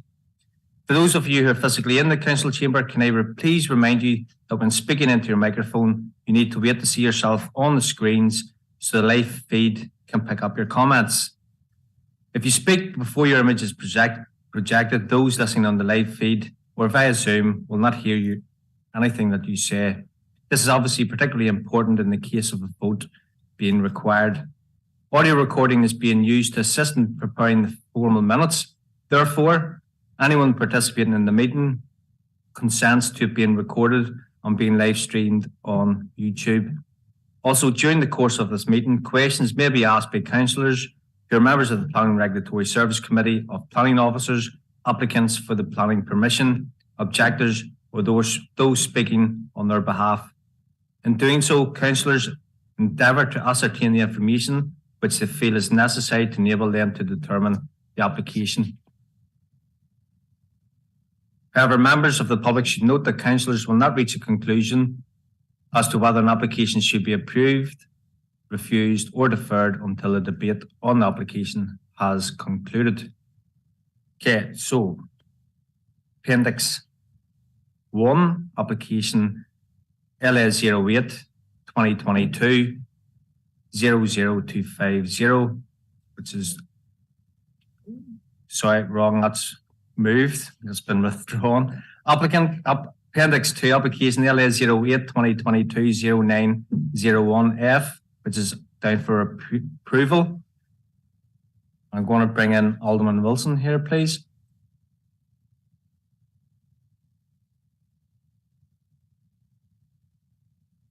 Yeah, thanks, Chair. And just on the basis that one of the contributing speakers in favour, Mr. William Irwin, I permanently work for him, and just on the basis of the legal advice received, I'm stepping out just to avoid any apparent bias. So that's why I'm removing myself. Thank you. I'll come back in for the next application. Thank you very much, Alderman. I'm going to call in Trudy Chapman, Senior Planning Officer, to present the report and PowerPoint presentation. Trudy, go ahead, Trudy. Thank you.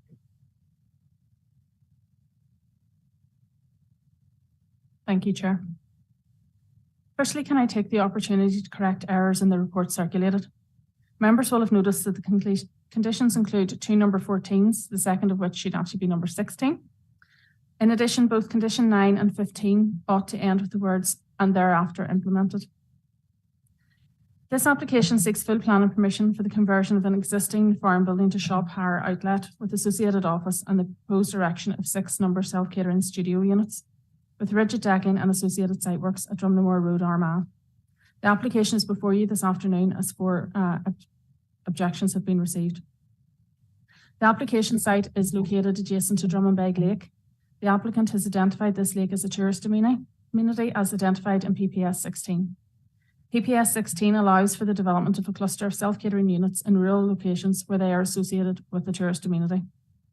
Officers, having considered the application, are of the opinion that the proposal meets the policy requirements of PPS 16 and PPS 21.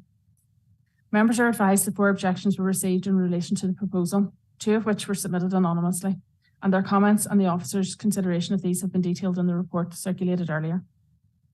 Members are advised that the proposal complies with all relevant planning policies, and the consultation responses received were favourable. Officers therefore recommend that permission be granted subject to the conditions set out in the report. And I'll just take you through the presentation, please.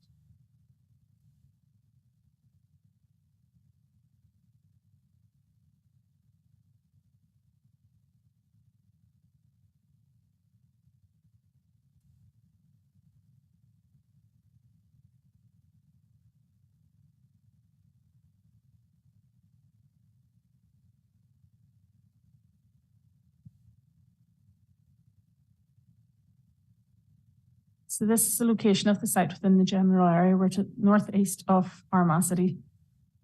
Next slide, please. That's our site location plan. And the next slide that shows an aerial photograph within the wider area. So you'll actually see a number of lakes there, and the one that we're interested in is the one right in the middle. Next slide, please. Right, this is a close-up of it. What you'll see is our site is to the left of the teardrop-shaped lake. The existing access to that, it's a fishing lake, is from the top of that photograph and runs down the right-hand side of the field to the north. And there's a small parking area that you can just about make out there to the east of the lake. Next slide, please. So this photograph is taken from the Drumnamore Road, looking towards the building to be converted. Next slide, please. This is taken then slightly further up, looking at the rear of that building. Next slide, please. So this is taken from the Drumnamore Road, looking into that complex. The one that we're concerned with here is the one to the left. Next slide, please. And again, this is taken from slightly further down the Drumnamore Road, looking again at the building to be converted. Next slide, please. So this is taken from the rear of those buildings, looking back down towards the Drumnamore Road, and that's number 117 that you can see in the photograph. They're the nearest neighbouring residential property to the application site, and they're approximately 60 metres away. Next slide, please. So this is taken further up the Drumnamore Road, looking south towards the site. You'll see that there's quite mature vegetation, and it blocks any views at the moment of where the site would be. Next slide, please. So this is taken then from within the site, looking northeast. You'll see there's an existing track has been laid of hard standing. Next slide, please. And then this is looking from the other end, looking back down. And the next slide. This is taken, the entrance comes in through a gap in the road and then loops round. So this is actually taken from between the roadside boundary vegetation and the next vegetation, and that's looking back towards the road, and you can see the building then is to be converted on the opposite side of the road there. Next slide, please. So this is taken essentially from the same point, only looking the other way, and that is the access track that would lead to the application site, which is on the other side of the vegetation that you can see in the centre of the photograph. Next slide, please. So this is taken then from the other side of that vegetation, and what you can see then in the distance is the base of one unit that has already been erected. Next slide, please. So that's taken up close to show you what that base looks like. Next slide, please. And that's taken from the other side of that unit, looking back down south towards the other end of the site and towards the dwelling, number 117. Next slide, please. So this is taken then from the edge of the site, looking back down towards the lake. Next slide, please. These are the elevations and floor plans of the shop. The actual structure of the building isn't a change. It's only the ground floor of this structure. And it's fairly minimal changes then. Next slide, please. These are the floor plans and elevations of the self-catering units. And there should be one more. Oh, two more. Next slide, please. This is the proposed layout. It shows you the building to be converted to the top left, and then the pods, the self-catering pods down to the bottom. And then the next slide, please, shows you the location of the objectors that weren't anonymous. And the next slide then, please, shows the location of the Castledinal Historic Garden and Domain, which is referred to in the report. That's me. Thank you very much.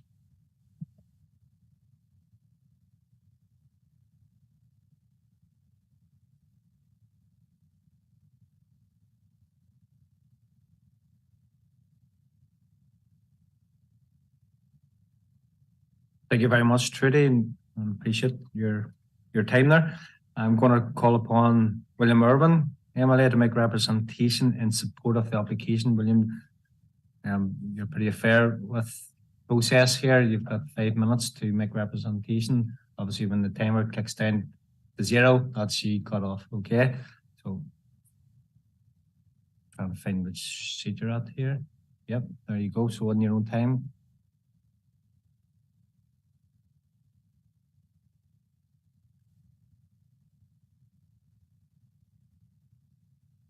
First of all, can I thank the committee for the opportunity to speak today. I'm speaking in support of this application, as I believe it will bring added tourism benefits to the Armagh area.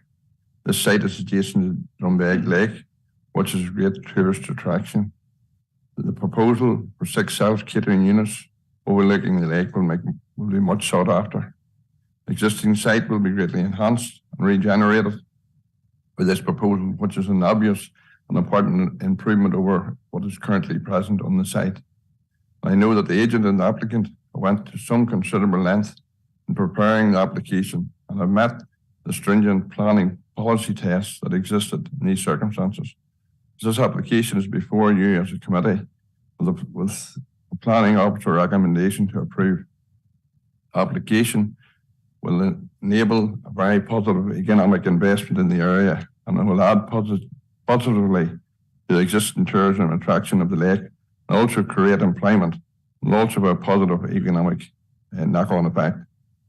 As planners have stated, the design of the proposal is in keeping with the rural setting and has been specifically designed to integrate with the immediate environment so as not to be obtrusive or distract from the surrounding environment. The committee will be pleased to know that the proposal, in the opinion of the planners and those who designed it, will not be detrimental to the rural character of the area. As you have heard in the presentations, a great deal of time and effort has been expended over a significant period of time in reaching this point. I know the applicant would greatly value your support in supporting the planning officer's recommendation to approve this application today. It will be a considerable positive development, and I'd like to thank you for your time and hearing my views today. Thank you.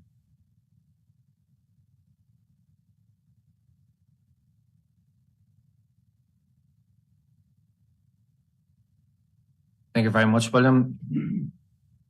Can I just say, Deirdre Glacken, is Anthony there? I'm speaking on behalf of Anthony. We received the proposal and the notification less than 3 working days from this meeting, so he was not able to free himself from work this afternoon. We both signed the objection. I was a signature to it also.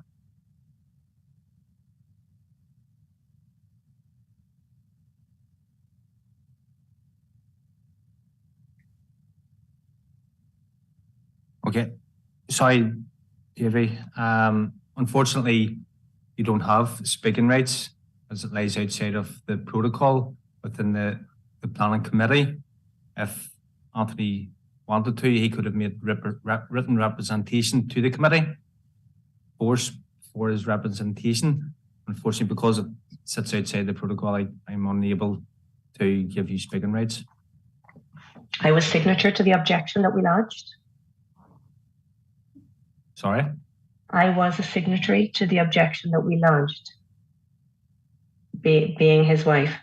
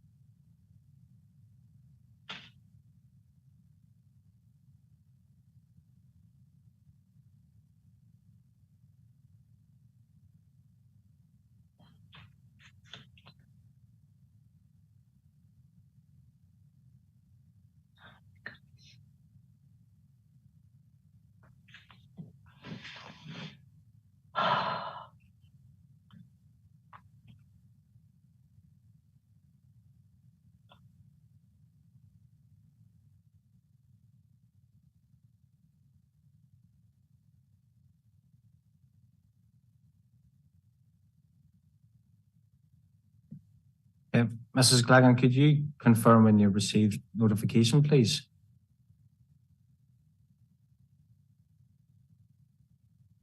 Sorry, you're on mute there. We received the notification on Saturday, the 3rd of June in the post.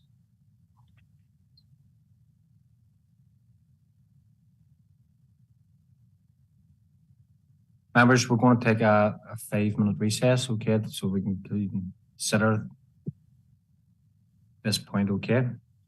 Bear with us, thank you.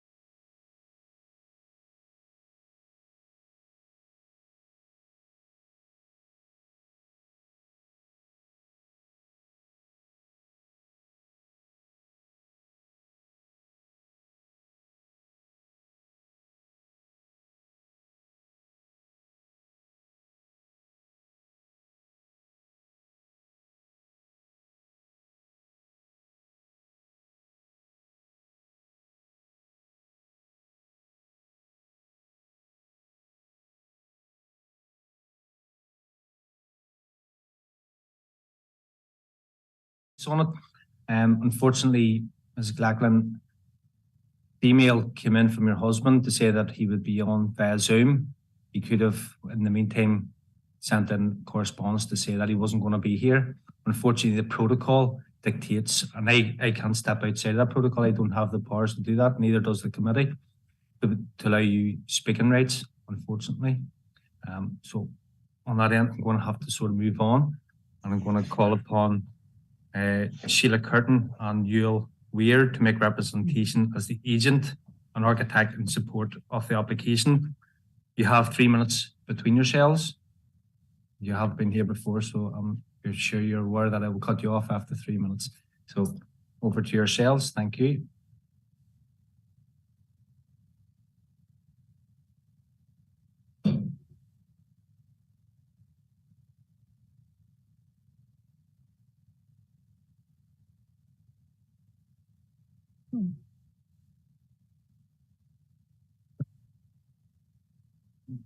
Chairperson and committee members.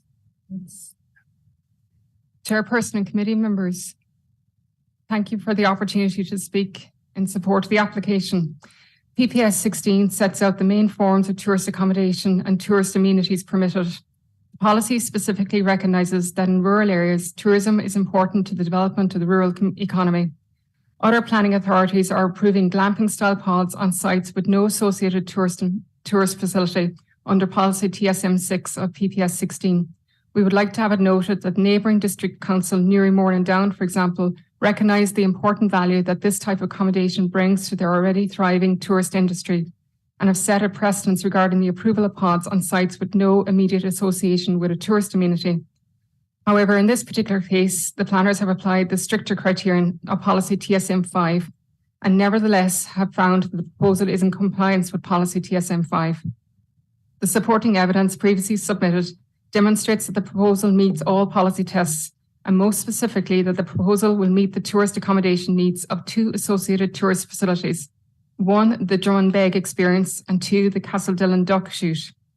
The supporting evidence submitted previously includes confirmation from ABC Council regarding receipt of LEADER and DERA funding grant for diversification from farming into fisheries, including the construction of a shoreline, walkway and jetties. Construction-related receipts dating back to 2007, along with evidence regarding the existing nature of the tourist facilities at the Drummond Experience.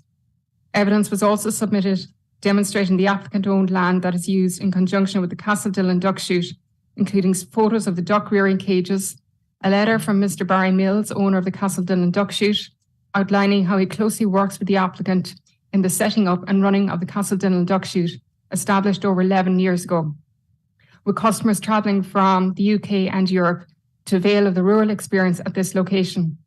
The current proposal will help to provide a wider range of accommodation offering to these tourists along with other families and individuals. With regards to the other policy requirements, and as documented in today's committee report, we contend that all material considerations have been fully considered. All consultees are satisfied, including DFI Roads and Environmental Health. Architect Mr. Yule Weir is also here today to answer any technical questions you may have regarding the proposal. However, we contend that the case officer has provided a very detailed report and we support the recommendation to approve along with the associated conditions. Thank you.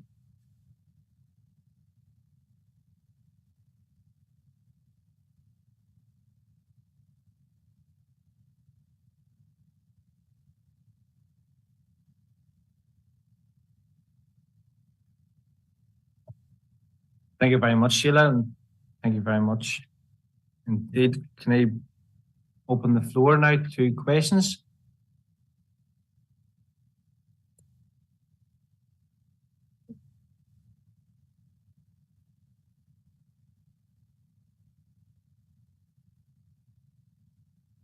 Okay, Councillor Duffy, going to bring you in. Thank you.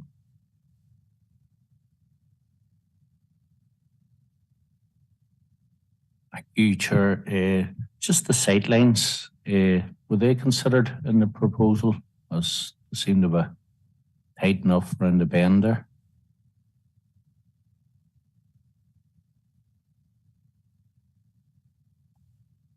Thank you very much. I'm going to bring in Trudy to answer that.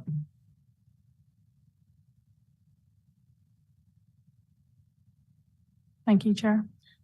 Councillor Duffy, yes, it's a full application, so the full details of the site displays were consulted with DFI, who came back and had no objections to it.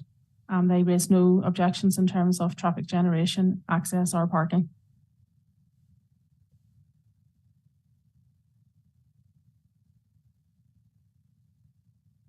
Thank you very much, Trudy. Does that answer your query, Councillor?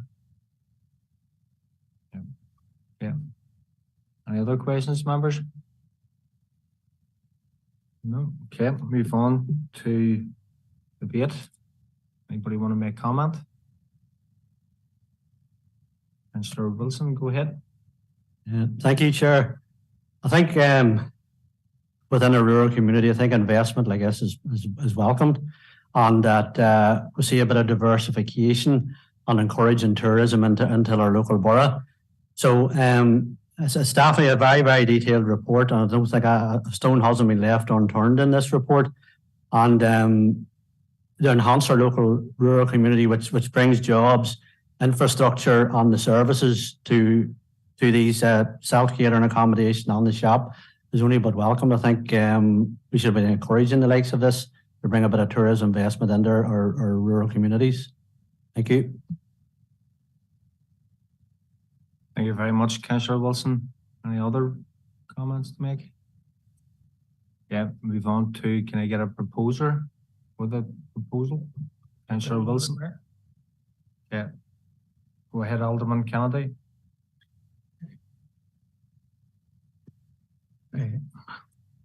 Happy to oppose the offered recommendation. Thank you, Alderman Kennedy. Councillor Wilson. Happy to second the proposal, Mr. Chairman. Thank you. Thank you very much, Councillor Wilson. With the proposer and seconder on the table, we all agreed? Agreed. Yeah, thank you very much, members. Thank you very much.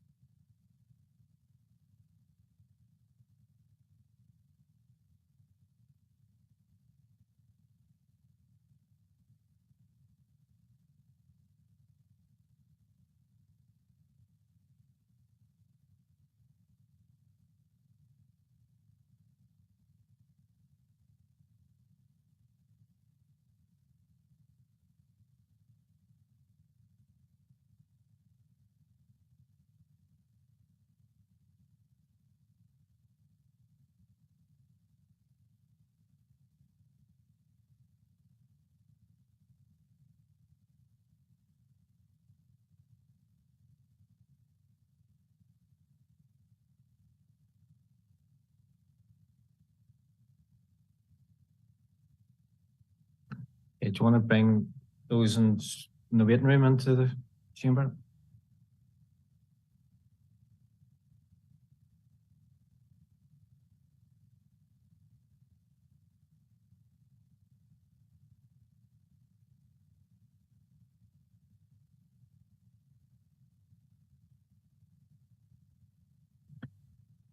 Yeah, members, move on to Appendix 3, application number LA08 2019 09722F. And this is down for approval regarding Thompson Leisure Limited. And again, I'm going to bring in Roisin Hamill, Principal Planning Officer, to present the report and a presentation. Thank you very much, members, and thank you, Roisin. Thank you, Chair. This application is for an extension to an existing motorhome and campervan sales site to include workshop, lighting and ancillary parking on lands west and southwest of number 25 Rowantree Road, Dromore.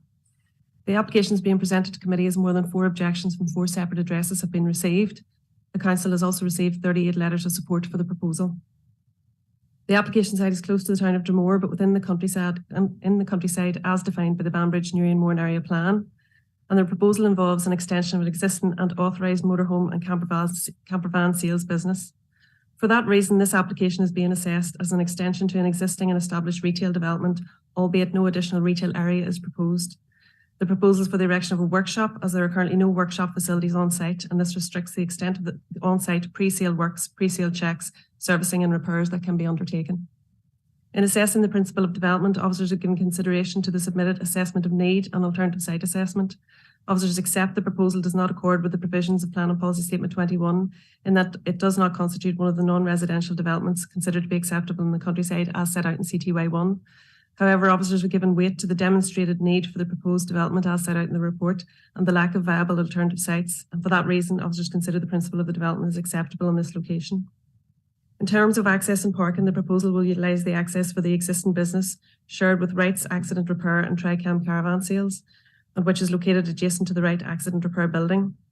The transport assessment form submitted with the proposal explains there will be no increased intensification in the use of the substandard access onto Roundtree Road, and the purpose of the proposed extension is to reduce the number of trips to and from the site that are currently created by pre-sale checks, servicing and repairs. The proposed workshop is to be ancillary to Thompson Leisure only and will not operate as an independent garage for the servicing and repair of any other vehicles, meaning there will be no additional customer visits to the site as a result of the proposal.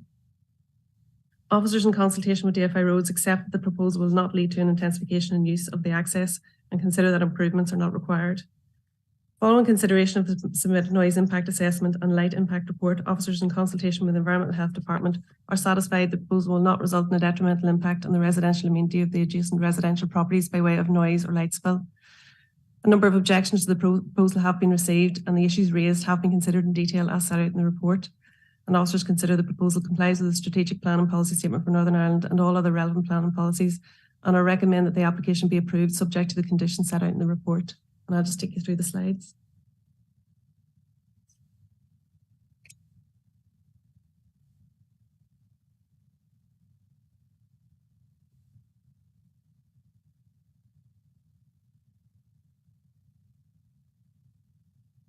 And you can see there, that's location of the site within the general area. I think there should be an arrow somewhere pointing to the site.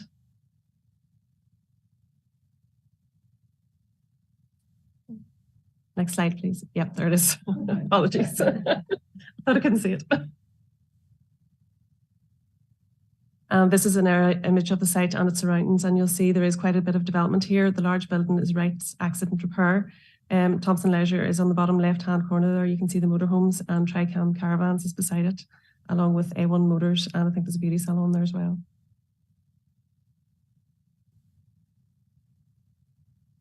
And this is our site location plan, and you can see the actual location of the proposed workshop in Hardstanton outlined in red. This is just the existing site plan showing, it's probably difficult to see, but it shows the topography of the site, which slopes away from the Rowntree Road. And this is our proposed site plan, and you can see there is parking for customers and staff, and then there is motorhome parking for motorhomes that are waiting to go into the workshop for pre-sale servicing and after-sale servicing. And this is the proposed landscaping scheme, and you'll see from the report they are proposing considerable landscaping around the site. All the existing roadside vegetation is to be retained with and augmented, and then there is a 10-metre belt of planting around the remainder of the site. And this is obviously a photograph or elevations of the proposed workshop. It's a 4-bay workshop and it's 7.3 metres in height. And these are our sectional drawings, and the one on top goes from the Rowntree Road right down to the A1, and you can see the site slopes away from the road. There is a small amount of cut and fill where the workshop will be located. And you'll see from the report that there was a previous approval on the site for a replacement dwelling, and the replacement dwelling was to be 7.7 metres in height, and that has been implemented, and so it is a fallback position for the developer. He's not implementing, or he's not continuing to build that out if he gets approval for the workshop, and the location of the dwelling is roughly where the workshop would be, and they're similar in height. And that's the house type that was approved on the site. And you'll also see in the report that was a previous application on this site for a caravan and camping park, and that was refused. Sorry, that just gives you an idea of the size of the site that was refused. That's the red line. This is a view of the site from the A1 dual carriageway. You can see just to the right-hand side of the photograph, that's the edge of Thompson Leisure where the motorhomes are currently parked. And this is just a wider view of the site. Now you can see Wright's Accident and Repair in the photograph. And then just another photograph to give you an idea of just the development that's already there in this location. And that includes A1 Motors, Tricam Caravans and Wright's Accident and Repair. This is a photograph of the site taken from up on the Rowntree Road, and the site is into the right-hand side. And as I say, all existing roadside vegetation is to be retained. And this is looking in the opposite direction from the Rowntree Road. The site's on the left-hand side. And then that's just another view of the site further up the Rowntree Road. And this is a view from within the site looking back across at Thompson Leisure. And again, another view just in the site looking back across at where number 25 is behind that existing vegetation. There's new planting has taken place within the site. Obviously, the proposals is for further planting to be carried out, but it's just to give you an idea of planting that's already taken place along the existing boundaries. And that's further planting that is currently taking place inside the site. And that's a view of the existing site looking back up towards the Rowntree Road, and that house you can see is number 25. And again, that's another view of the site looking up towards the Rowntree Road, and that house you can see is on the opposite side of the road is number 24. And just views of the existing site, you can see obviously the scale of the operation that exists there at the moment. And that's the current porta cabin that's on the site. And the application site, the existing motorhome business is regularised, and there is a certificate of lawful use development for sales that currently take place on site. Thank you, members.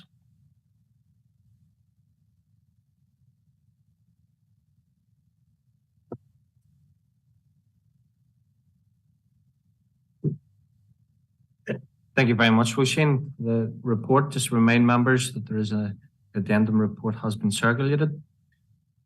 I'm going to call upon Richard O'Toole to make representation as the architect in support of the application. Richard, you're on Zoom. You have 3 minutes. It will appear up onto your screen. Whenever that does reach 0, I will cut you off.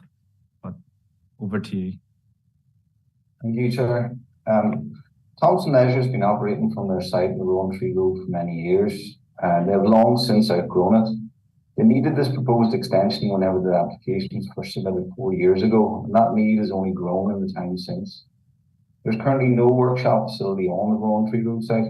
It depends on an off-site workshop 6.5 miles away for the majority of the pre-sale checks and works and after-sale service and repairs, as well as outsourcing to other third-party operations. Ferrying vehicles back and forth to these other workshops is not only very costly, it is also time and labour intensive and creates a lot of additional trips on the road network. The business is also currently operating over capacity with a long backlog for the delivery of vehicles, which is off-putting to potential purchasers, and this is badly hampering business growth.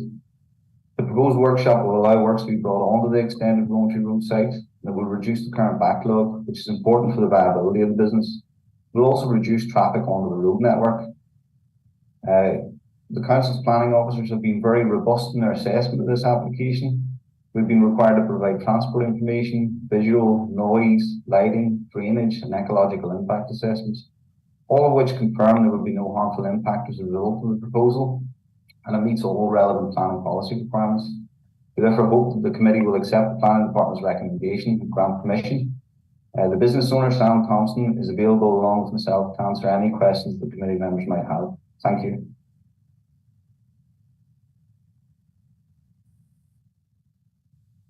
Thank you very much, Richard. We also have Sam Thompson, the applicant, who has speaking rights and is on Zoom as well. Okay, so members, open up the floor. Any questions?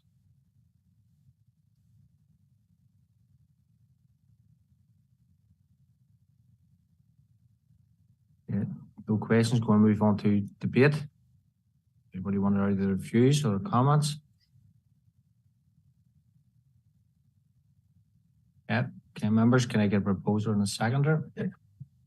Councillor Wilson, please. Thank you, Chair. I am happy to propose accordingly. Thank you very much, Alderman or Councillor Wilson. Can I get a seconder? Seconded by Councillor Duffy. We all agreed? Agreed. Thank you very much, members, and thank you very much, gentlemen, online. Move on to Appendix 4.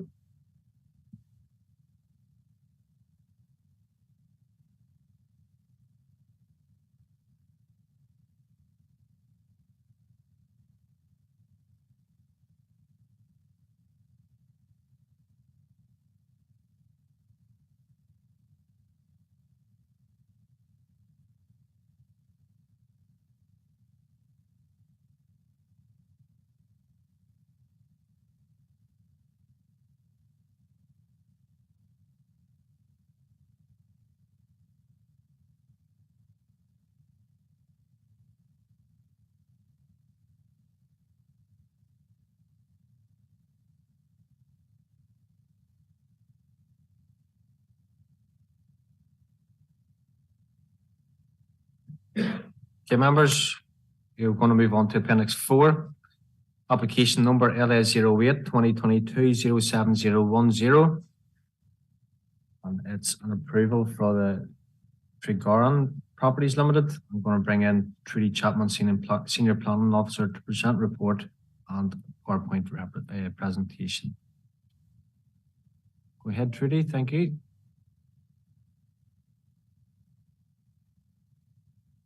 Thank you, Chair. This application seeks outline planning permission for two-storey detached dwellings with a detached garage and associated in-carriage parking. It is before you this evening as objections have been received from more than 4 addresses. The application site is located in Desert Lane, Armagh, on land zoned for housing in the Armagh Area Plan 2004. The site had been part of a larger development for housing that was approved in 2000 and granted permission for 1 dwelling on the current application site. The remainder of this development was constructed and is now known as Glen Court. The applicant therefore has a fallback position in that this original single dwelling could still be built on the site. As the application seeks approval for residential units on zoned housing land, the application complies with the area plan. While this application is for outline permission and therefore any detailed design would be submitted and considered as part of the subsequent reserved matters application. But as part of this submission, the proposal, the applicant submitted a concept plan showing how the site could be developed if permission were to be granted.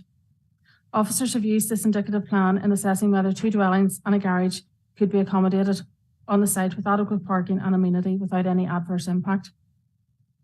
Officers are therefore of the opinion that the application site can accommodate the proposal and that sensitively designed dwellings will not have a significant adverse impact on the residential amenity of surrounding properties. Members are advised that 5 letters of objection in total have been received, and their comments and officers' consideration of these have been detailed in the report circulated. Members are therefore advised that the proposal complies with the area plan, all other planning policies, and the consultation responses were favourable. Officers therefore recommend the permission be granted, subject to the conditions set out in the report. And I'll just take you through the presentation, please.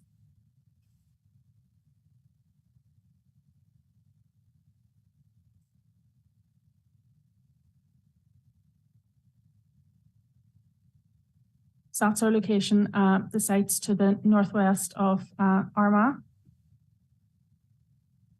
And that's our application site.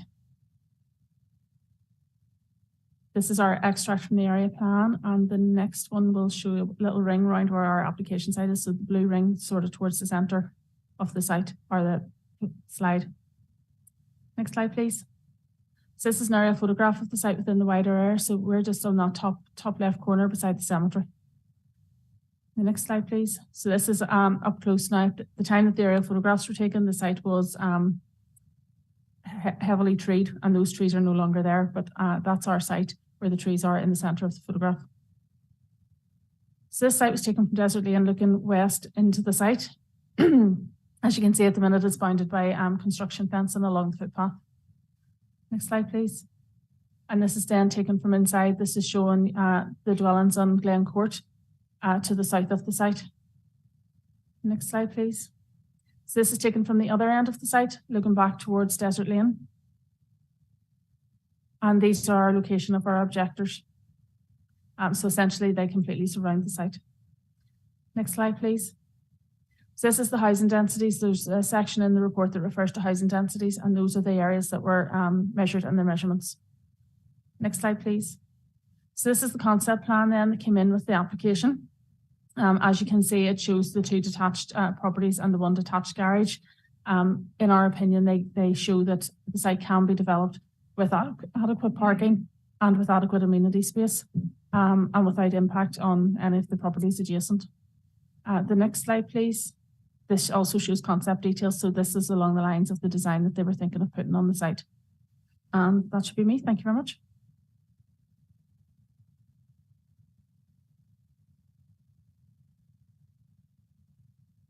Thank you very much, Trudy. I'm going to bring in Mr. Jonathan Todd to make representation as the architect in support of the application. Jonathan, you're on Zoom. You have 3 minutes. Obviously, whenever it hits 0, I'll be cutting you off. Okay. So it's all over to yourself. Thank you. Mr. Chairman, committee members, thank you for the opportunity to speak today on behalf of our client in support of the application at Desert Lane. The application was submitted following detailed analysis of the site and its surrounding area. The immediate neighbours were approached in advance of the application to explain the context. The land on which the dwellings were sought formed part of the design approval for Glen Court, as already alluded to, and enjoys an extant approval for a single dwelling, and the drop curb already exists onto Desert Lane to serve that property. Residents of Glen Court, whenever they purchased their houses, we presume were in the knowledge that this parcel of land formed part of the development limit and that development had been granted on it in conjunction with their own properties. We assume that their legal team and representatives undertook their own due diligence at point of purchase. The applicant went to great lengths to demonstrate that the site could easily absorb 2 modest detached dwellings without any detrimental impact on those living around them. Policy OS 1 was deemed to be satisfied as the land was not in fact open space, but was part of the extant planning approval for one dwelling, which could have been invoked at any stage. An independent speed survey was conducted in advance, ensuring sightlines could be provided, and those were achieved within DFI standards. Although this is only an outline approval, the applicant went to great lengths to demonstrate that the site could absorb the 2 houses using daylight modelling techniques and submitted those proactively for the local residents and the planners to assess. Equally, 3D street perspectives were compiled to demonstrate that the houses what they could look like, adopting themes from adjacent neighbouring properties. Mr. Chairman, members, the application was assessed with a recommendation for approval back in October 2022, but with the launch of the new planning hub, software, various technical obstacles prevented it from being presented until now. This represents a 9-month delay and loss of revenue for our applicant, and we believe that we need to be encouraging developers and entrepreneurs to seize opportunities to create jobs and construction within the construction industry and the tax revenues that the local council will get as a matter of rates. The application has been thought about carefully, and we trust that the recommendation for approval can be endorsed without further delay. Thank you, members.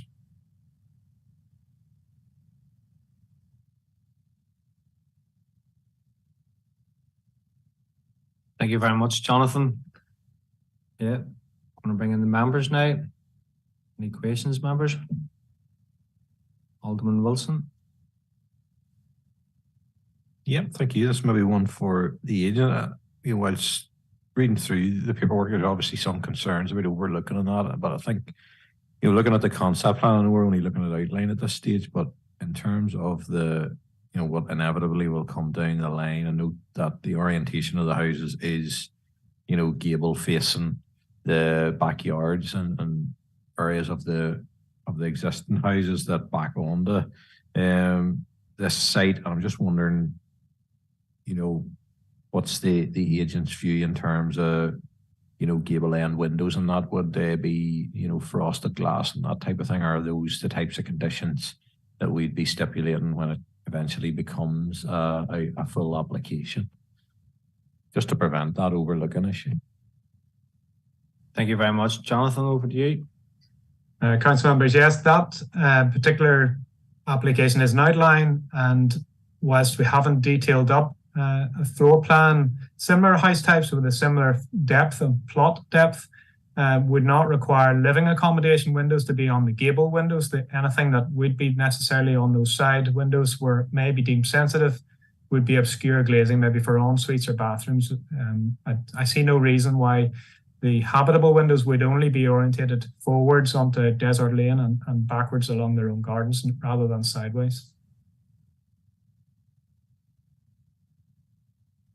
Thank you very much, Jonathan. Does that answer your query, Alderman? Yep. Members, any other questions? Okay. We'll open up to members' debate. Any comments to make? Councillor Duffy, go ahead.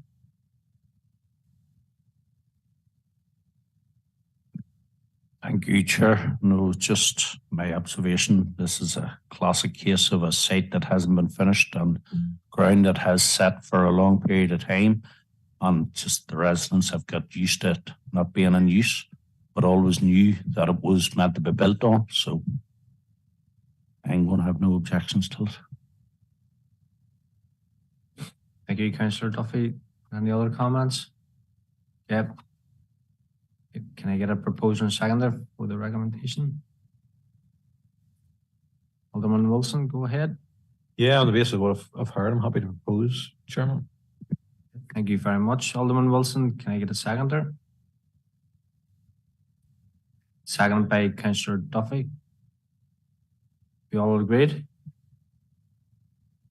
Agreed. Thank you very much, members. Thank you very much, Mr. Todd, for your time. Okay, move on to Appendix 5.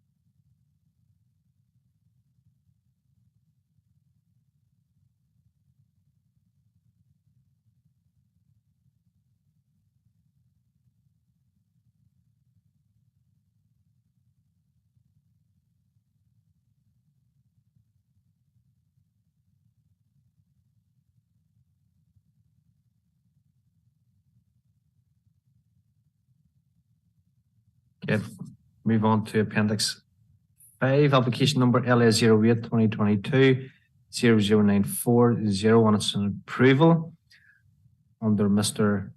M.H. Arnott. I'm going to bring in Oisin Hummel, Principal Planning Officer, to present the report and presentation. Over to you, Roisin. Thank you. Thank you, Chair. This is an outline application for a dwelling and garage on lands south of number 1, The Lawns, Warringstown. The application is being presented to committee as more than 4 objections from 4 separate addresses have been received. The site is located on lands which are not zoned for any particular type of development use within the development limits of Warringstown as defined in the Craigavon area plan. The plan states the plan policy set 1 applies to both zoned land and white land in the urban area, and consideration of set 1 is set out in detail in the report. The area plan also states that in Warringstown, single dwelling units of an appropriate design will normally be permitted on suitable sites within the settlement limit, provided the proposal does not prejudice the comprehensive development of adjacent land. The SPPS and Policy OS 1 of PPS 8 state that the development that would result in the loss of existing open space, irrespective of its physical condition or appearance, will not be permitted. The applicant has advised that the site is an agricultural use and submitted his farm maps, which show the extent of his farm business. DAERA have confirmed the applicant has claimed basic farm payment for the lands in 2023 and previous years. And as the site is an agricultural use, officers are satisfied that it cannot be considered open space. The erection of a dwelling on this site is considered to be acceptable in principle. As this is an outline application, details relating to design and layout have only been submitted for indicative purposes. If members are minded to approve the application, matters of design, scale, proportion and massing, appearance of buildings, landscape and hard surfaced areas will be considered at the reserved matter stage. For the reasons set out in more detail in the report, officers consider that the proposal accords with the SPPS and Policy QD1 of PPS 7 and complies with the supplementary planning guidance. Officers in consultation with DFI Roads are satisfied that an acceptable means of access can be achieved and sufficient space within the curtilage can be provided for parking and turning. Natural Environment Division have advised that light vegetation and scrub have been removed from the site and have recommended that conditions be attached to ensure the protection of remaining vegetation and the enhancement of vegetation. A number of objections to the proposal have been received and the issues raised have been considered in detail as set out in the report. On balance, officers consider that the proposal complies with the SPPS and all other relevant planning policies and are recommending that the application be approved. I'll just take you through the slides.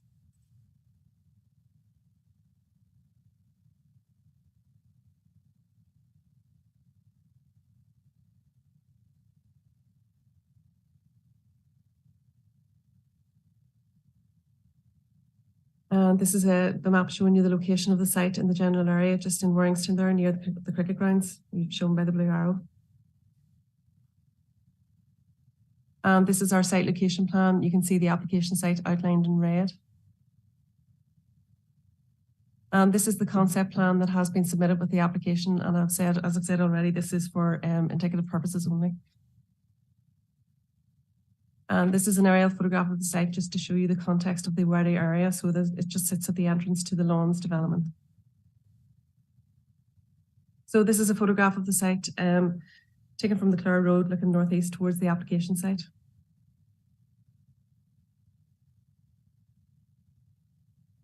This is a photograph taken from the entrance of this is a photograph taken from the Clare Road looking towards the application site. And this is a photograph it's taken from the entrance to the cricket club looking in towards the application site. And just another photograph of the site from the Clare Road, and you can see the existing vegetation along the periphery of the site there. And just another photograph looking across, the fence is to remain as is.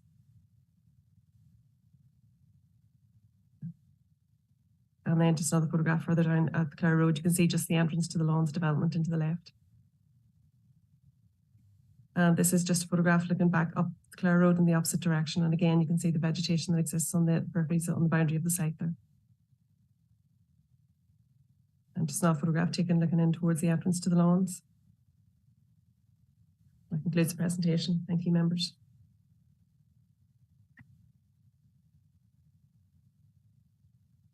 Thank you very much, Roisin. We have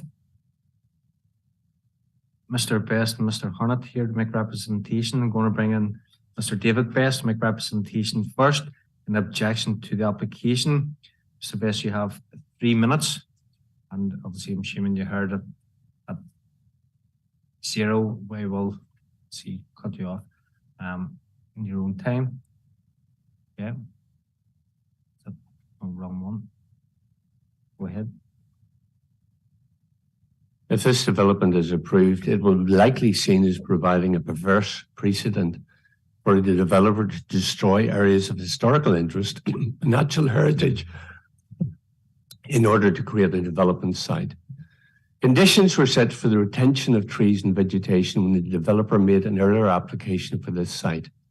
And the 3 documents, the Planning Appeals Office Summary 1989, reference A143989, the Department of Communities HED letter dated 29th of May 2019, and also the Department of Agriculture letter dated 14th of January 21, stated that the trees were to be retained to protect natural heritage, priority species, and to comply with policy. The direction from the Department of Agriculture was breached two weeks later as the applicant removed almost all the trees and vegetation. Subsequently, on the 9th of May 22, the Department of Agriculture indicated concern that on 2 occasions, substantial trees and vegetation were removed by the applicant prior to the ecological survey, with any evidence of bats, badgers being destroyed before the ecological surveys were complete. In addition, they said the destruction of the trees in January 21 were contrary to habitat and planning regulations.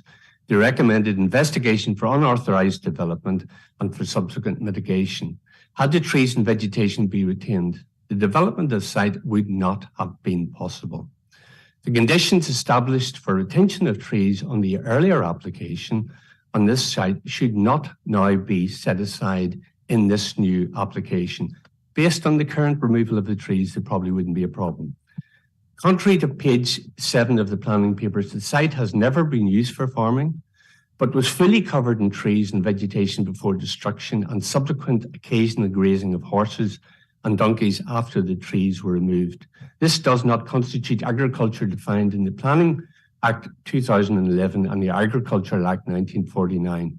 The lawful status is open space.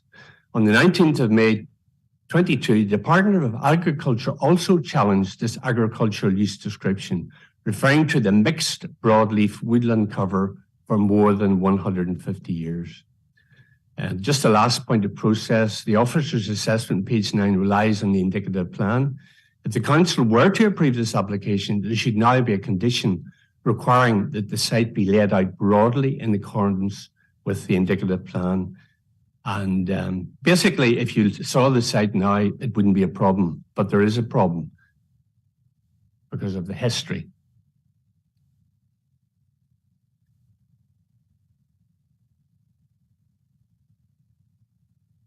Thank you very much, Mr. Best. I'm going to bring in Mr. Michael Arnott to make representation as the applicant in support of the application, and the same to yourself, sir, at 3 minutes. Thank you very much, Chair, members for listening to me. This application this area was part of the original plan for the lawns back in 1992. I produced a tree survey at that stage, which the members probably have in their file, which showed the important 150-year-old trees at that time. And there were a fantastic row of trees, which bordered on the plan sites 1 and 2. Those trees were destroyed by the builders of those 2 sites. The first site took the whole row down. They came into my land without permission and took it down in around about 2000. And the second site, which the objector knows very well, a couple of the trees were taken down. As that left a huge open canopy in what was marked in the 1830 maps as a shelter belt, which I remind members that a shelter belt is for animals, and it was for grazing in winter, by definition. This site was there any substantial trees. Then further to that, in 2006, I have the largest area of trees in the Craigavon privately owned area of a 10 square kilometre. And I'm very proud of the trees. But the historic monument aspect of the house meant that I had a TPO survey done of the entire estate. And every important tree, including trees in that area, was surveyed. There were no trees in 2006 that the council survey showed required TPO. There were 4 trees in very poor state, and they were correct. One of those trees fell itself about 2 years ago across one of the houses, and the second tree was a large one outside the site, but at the cricket club entrance, and was taken down because it was a danger and road service demanded it to be taken down. So yes, there was certainly vegetation. It was mostly scrub, burwood. And the second point, another point which I want to make, was in the original plan in front of them, there was a dropped curb even put in for that site. So it was never an add-on at the end of the day. It was always conceived to be the site as an application. And that's why a dropped curb was put in the road service time for the entry to that site. Thank you for your time. I'm free to answer questions afterwards.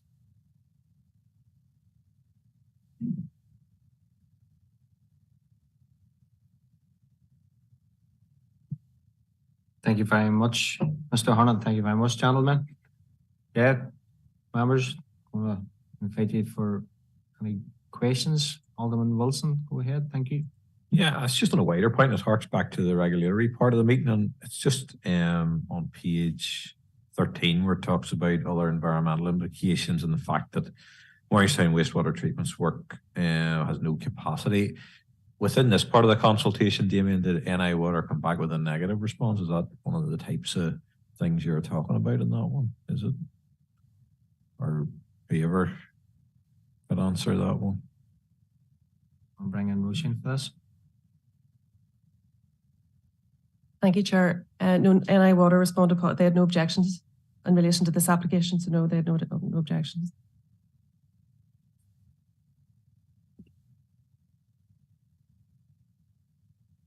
Yeah, thank you very much. Any other questions, members?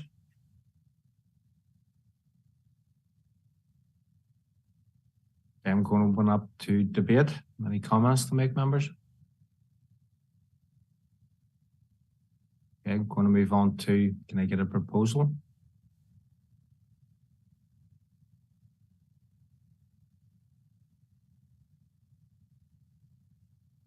Alderman Wilson, go ahead. I'm content with what's before me in the report on the observations and the commentary of planning officer, and I'm happy to go with the planning officer's recommendation. Thank you very much, Alderman Wilson. Any seconders? Second by Councillor Duffy. Yeah, we have proposer and seconder. Are we all agreed? Agreed. Okay. Thank you very much, members. We'll move on to Appendix 6.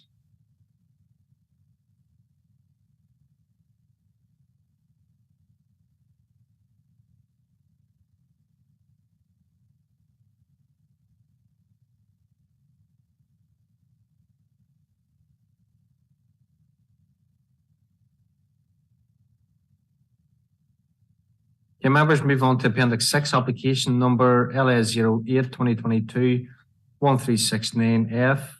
It's approval for Dromore Amateurs Football Club, care of William McMurray. I'm going to bring in Sinead McAvoy, Planning Manager, to present the report and PowerPoint presentation. Members will also be aware that there's an addendum report in your decision minutes. Okay.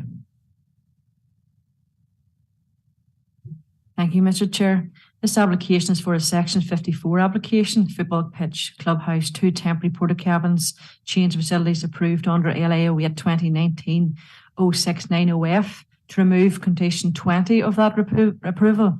Condition 20 stated the football pitch hereby approved shall be used for training purposes no more than 2 days in any 7-day period and shall be limited to 1 match in any 7-day period unless otherwise agreed in writing by the council.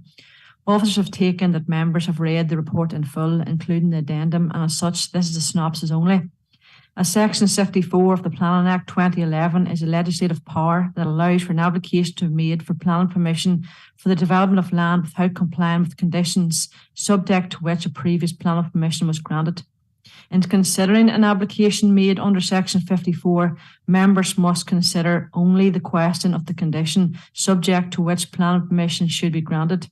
Consequently, the scope of members is in principle more limited when dealing with a Section 54 application, although members are entitled to consider the circumstances that led to the previous original conditional grant of planning permission.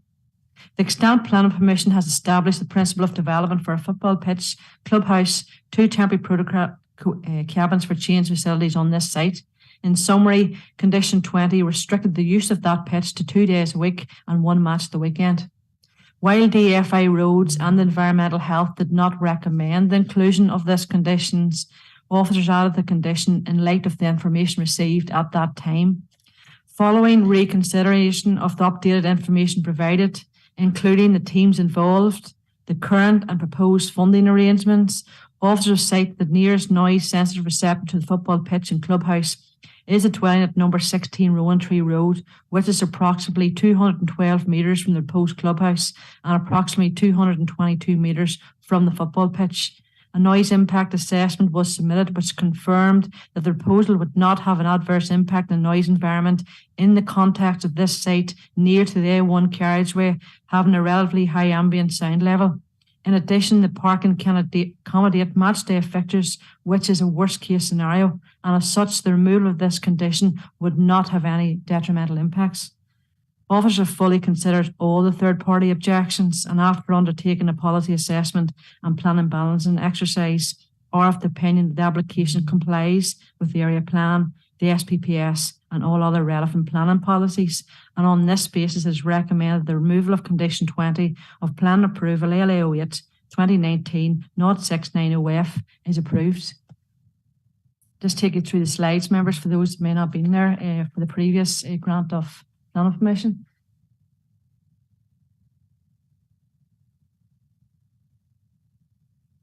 So that just shows the location of the site, so as to the west of Dromore, on the opposite side of the A1 carriageway.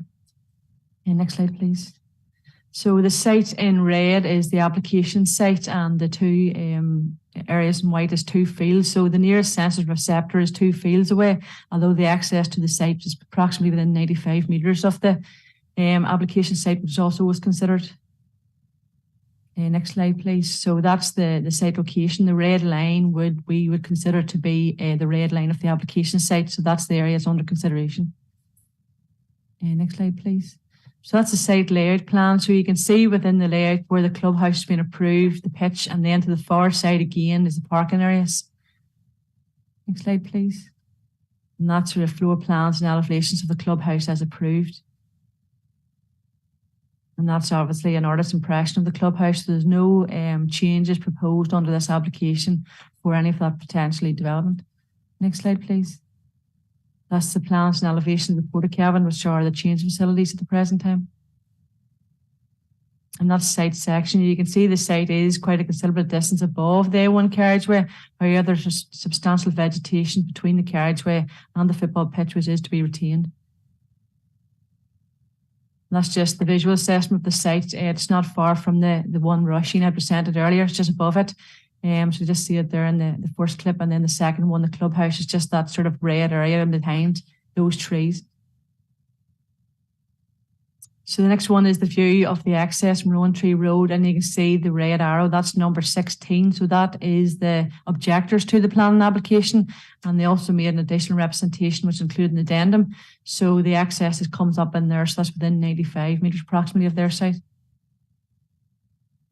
And just looking back then, you can see the A1 carriageway in the distance and up the laneway. So that laneway is to be amended to ensure that it is 2 metres wide, but those fences in between will not be moved. That's enough to accommodate 2 vehicles up and down. And that's just wide at the entrance to the pitch. That's wide till 8 metres wide, just to allow for any, that there will be gated entrance there, so it allow for any vehicles to stop there until they get in. And then that's just the current position, the football pitch. It hasn't been used at the present time, but it's getting ready to be used. Thank you, members.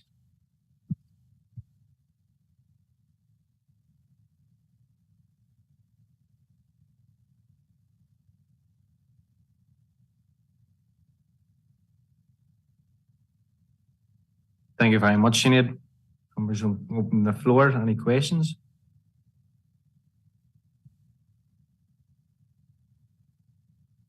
Yeah. We'll move on to debate. Any comments to make? No? Yeah. Anybody like to make a proposal? Yeah. It's everybody now. Alderman Kennedy, you beat them to it. Happy to propose officer's recommendation. Thank you very much, Alderman Kennedy. I'm going to bring in Councillor Lavery. Thank you, Chair. Content to second that proposal. Yeah, thank you very much. Alderman Wilson, you're looking in. Happy enough. Okay, are we all agreed? Agreed. Thank you very much, members. Yeah. Move on to Appendix 7. Which is application number LA08 2023-2020 F. Again, it's an approval for Stuart Glass Ambassadors Football Club. I'm going to bring in Roisin Hamill, Principal Planning Officer, to present report and PowerPoint presentation. Over to you, Roisin. Thank you, Chair. This application is for the erection of 3 change of facility blocks to facilitate referee changing toilets and showering facilities on lands adjacent to Craigavon Borough Council playing fields, Brownlee Road, Craigavon. These are 3 standalone containers that will be sited to the south of the existing buildings on site.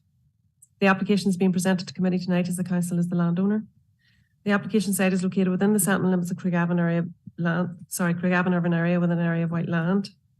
The proposed location is within the grounds of the overall facility and is currently public open space tied to the operation of the facility. Officers consider the proposed development would facilitate the retention and enhancement of the facility, and the size of the proposed area is well within the 10% threshold set by policy PPS 8. On balance, officers consider the proposal complies with the West 1 of PPS 8 and is considered acceptable at this location. The proposed structures are converted container units. The proposal is not considered to be unacceptable in townscapes terms, having regard to the fact that they are to be located in an area of space which is largely screened by existing development and vegetation. Officers consider the proposal provides appropriate sanitary facilities, change of facilities for the operation of the football grounds, and is located well away from any residential properties. Proposed development is accessible by pedestrian access, and there is adjacent car parking at the hub.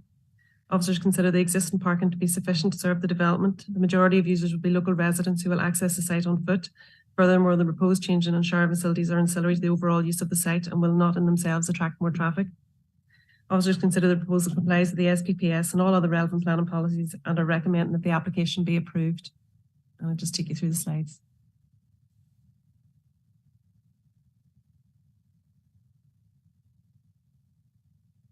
And this is the site within the general area. The red arrow just shows you the location of where the containers are going to be located, the 3 blocks. And that's an aerial context of the site. You can see the existing pitch there, the Orchard Leisure Centre, and the hub just down to the south of the site. This is our site location plan. So you can see the red line of the application site just showing the location of the facilities. And this is our proposed site layout. It's probably a bit difficult to see, but you can see in green and blue the location of the proposed 3 blocks. This is a design of blocks that we're talking about. This is a photograph of the site. As you can see, there are 2 containers on the site, and one's used as storage for equipment and the other one's currently used for changing. And these 3 will be to the rear of those. And that's just another view showing the multi-use games area and football pitch. And again, you can see the existing containers on the site. And that's just an aerial view as well. So that triangular area of land is where these proposed units are going to be located. And just another aerial view of the site, just to give you an idea of where they'll be in the context of the football pitch. And you can see the existing units on site. And that ends the presentation. Thank you, members.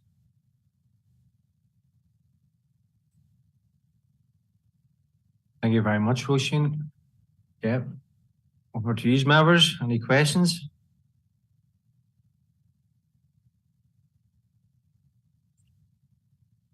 Alderman Wilson, go ahead. Thank you.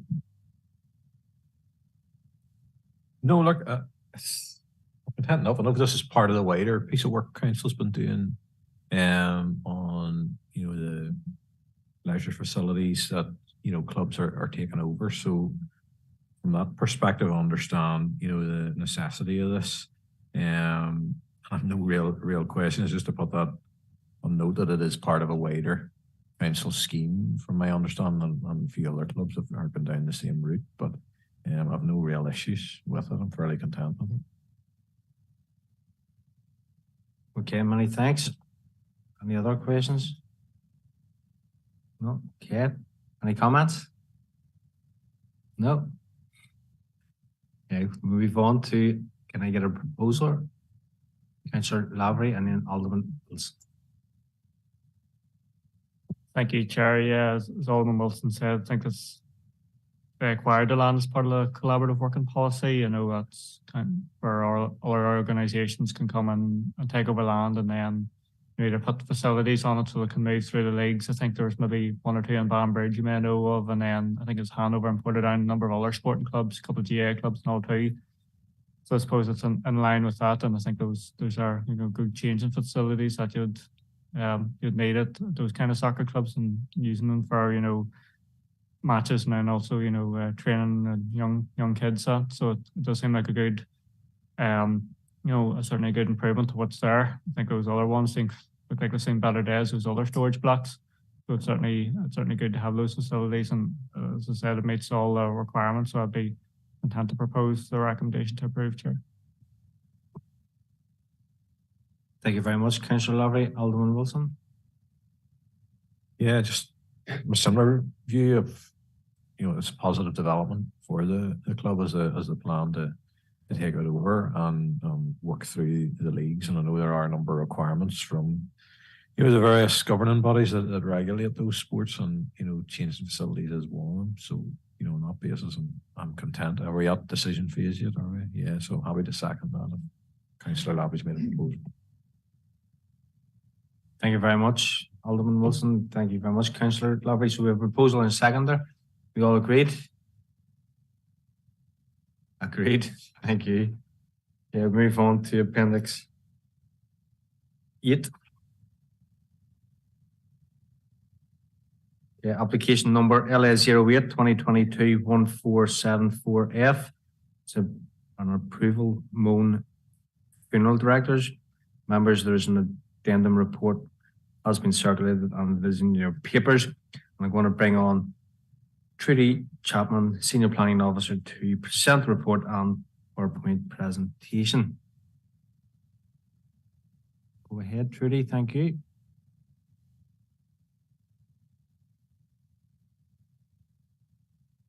Thank you, Chair.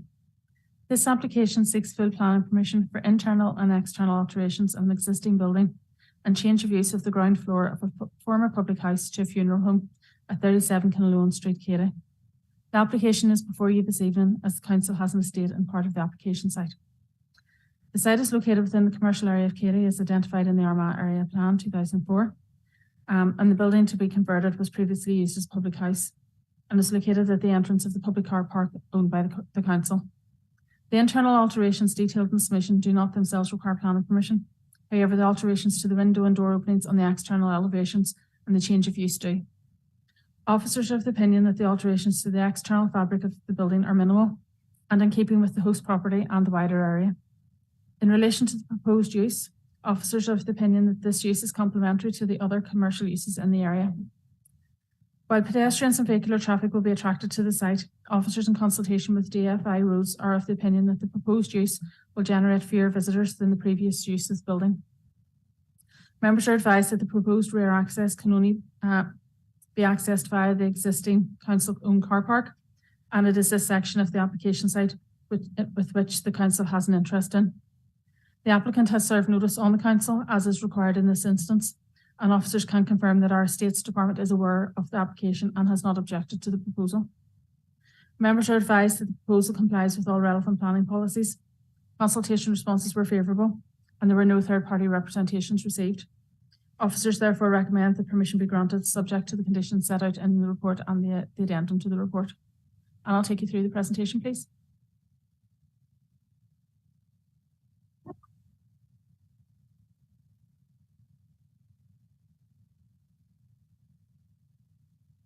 So here we are in the centre of Katy.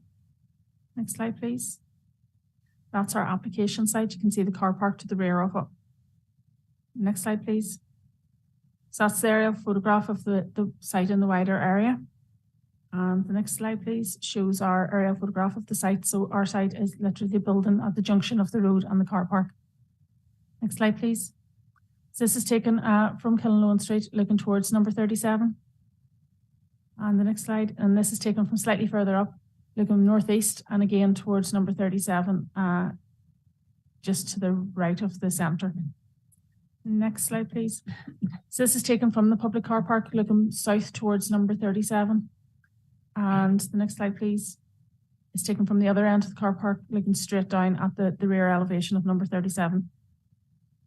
Next slide, please. These are the existing floor plans and elevations as they are on the ground at the minute. And our last slide is the proposed floor plans and elevations. So you'll see the changes to the front and side elevations are minimal. And the rear elevation then has the roller shutter door for the vehicular access. Most of the changes are internal in terms of the room layout. And that should be us. Yep, thank you. Thank you very much, Trudy. I'll open the floor, members, for any questions. No questions. Councillor Lavery, go ahead. Yeah, thank you, Chair. We don't get too many applications like this to committee. I just have a query regards to parking. I know you mentioned in the addendum report, but I think there's adequate parking facilities nearby and that there's 20 expected 20 users at a time from the applicant. Was that confirmed just by road service that they're content and that they feel that? I know there's talk about, in the application that there's a limited amount of space and so on, but you're definitely content in terms of those numbers. Because you think that would be quite busy as well, and that area in Katy, I'm not familiar with it, but that whole layout, would they be able to handle that in terms of that street infrastructure? Thanks. Thank you very much, Councillor Lavery. I'm going to bring in Trudy.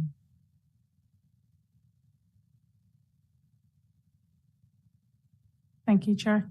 Yes, Councillor Lavery, it was actually DFI Roads that came back to us and said that the public house, it could actually open again in the morning. So it would have a much more intensive use than the likes of the funeral home. It's anticipated, the initial information that we got from the applicant was that it would actually be holding small funerals, and they've come back to clarify that, and it won't be, it'll just be public viewing. So that the footfall into it will be much smaller than actually we first anticipated and what DFI Roads even anticipated. There is on-street car parking, which is limited, but there's also the car park out to the back, which our Estates Department have confirmed that there's no plans at present to dispose of. There's also another public car park at the TMAC Centre and various other parts around the village. So we are content that it can. We also are of the opinion a lot of people will probably walk to it, given that Katy's quite a compact village. So we have that, and there are also public transport links in the area. Thank you. Thank you, Trudy. And I want to bring in Alderman Wilson, please. Thank you. Yeah, thank you. Just on a rough count, on that image that shows the parking, the public car park, there's around 75 odd spaces in that, which I'm not sure what time that image was taken out, but it's certainly daylight. I'm not sure what day of the week it was either, but there seems to be quite a bit of space there. If it's a random image, it would sort of give some comfort to the fact that people will get parked relatively close by, and it shouldn't really be an issue. It's just a note, a comment. Thank you very much. Any more comments or questions? No. Okay. Can I get a proposer? Proposed by Councillor Donnelly, seconded by Councillor Hockey. All agreed? Thank you very much, members. Move on to Appendix.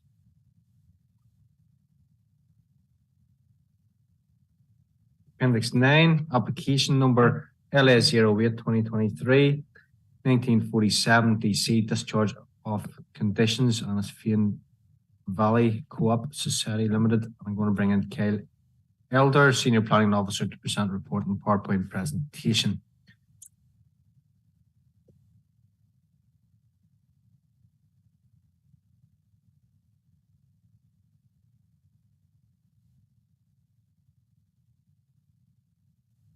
This application seeks to discharge Condition 7 of Plan Approval LA08 2022-0001F, which was for a food processing facility and mill and Mandeville Business Park in Craigavon. Condition 7 of the Plan Approval states no site works of any nature or development shall take place until a programme of archaeological work, POW, has been prepared by a qualified archaeologist and submitted to and approved in writing by the Council in consultation with the Historic Environment Division, Department for Communities.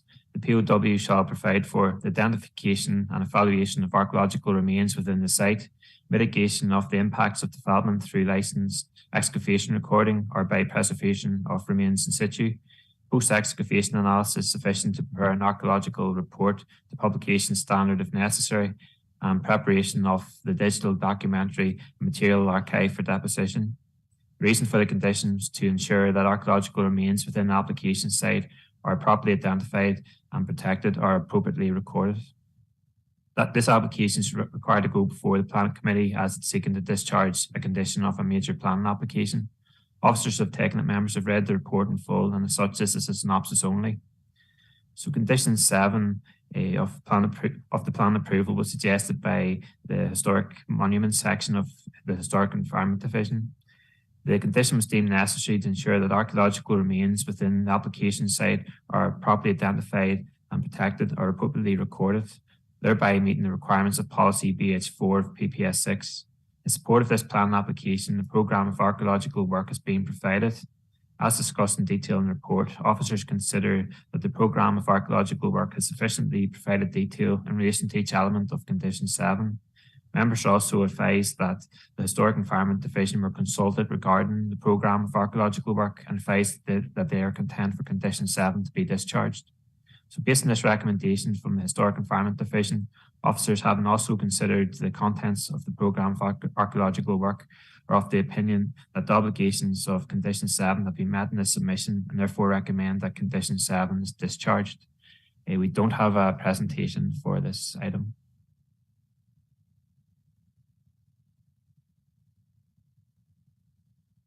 Thank you very much, Kyle. Members, open the floor. Any questions? Any comments? Can I get a proposer? Councillor Wilson. I propose accordingly, Mr. Chairman. Thank you. Thank you very much, Councillor Wilson. Can I get a seconder for the proposal? And seconded by Councillor Duffy. You all agreed?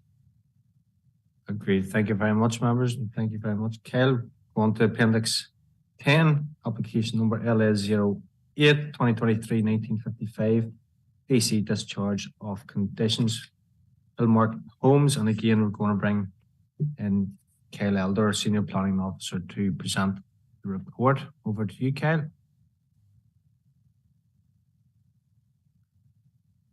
This application seeks to discharge Condition 2 of Plan Approval LA08 2019-1595F, which was granted approval for a mixed-use development, including 53 residential units and research and development units at Church Road in Portadown. Condition 2 of the plan approval states The construction of the development approved herein shall not commence until a hard and soft landscape phasing plan has been submitted to and approved by the council. The hard and soft landscaping work shall be carried out in accordance with the approved details as shown on drawing number 75, date stamped the 22nd of June 2022. The reason is to ensure the provision, establishment and maintenance of a high standard of landscape. This application is required to go before the Planning Committee as it's seeking to discharge a condition of a major plan application. Officers have taken it, members have read the report in full, and as such, this is a synopsis only. So a phasing plan is being provided which separates the residential development into two phases. First phase involves the construction of 25 units along the southern section of the site adjacent to Lurgan Road and associated areas of open space. The second phase of the development includes lands to the northern portion of the site between phase 1 and the research and development units. The second phase will involve the construction of 28 units and the remainder of the open space areas. Officers consider the two phases to provide adequate levels of open space provision and create no conflict with policy OS2 of PPS 8. Officers are content with the phasing arrangements proposed and are of the opinion that the obligations of Condition 2 have been met in this submission, and therefore recommend that Condition 2 is discharged. Again, we don't have a presentation for this item, but the phasing plan is shown in Appendix B of the report.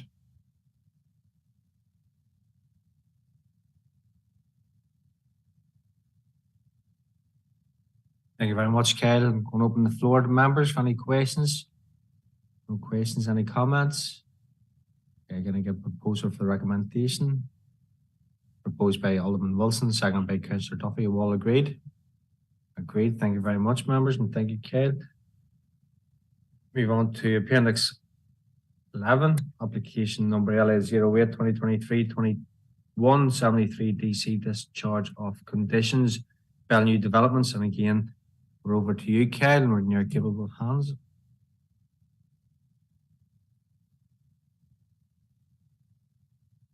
This application seeks to discharge Condition 4 of Plan Approval LA08 2022-0528F, which was granted for 35 dwellings and 24 apartments at Commercial Road in Banbridge. Condition 4 of the approval states, the construction of the development approved herein shall not commence until a hard and soft landscape and open space management and maintenance plan has been submitted to and approved by the Council. The plan shall set out the period of the plan, long-term objectives, management responsibilities, performance measures and maintenance schedules of all areas of landscaping and open space. It shall also set out details of the arrangements that will be put in place for the future management and maintenance in perpetuity of these areas, including details of the legal agreement between the prospective residents and the management company, which should be put in place as per policy OS2 of PPS 8. The landscape and open space management plan should be carried out as approved.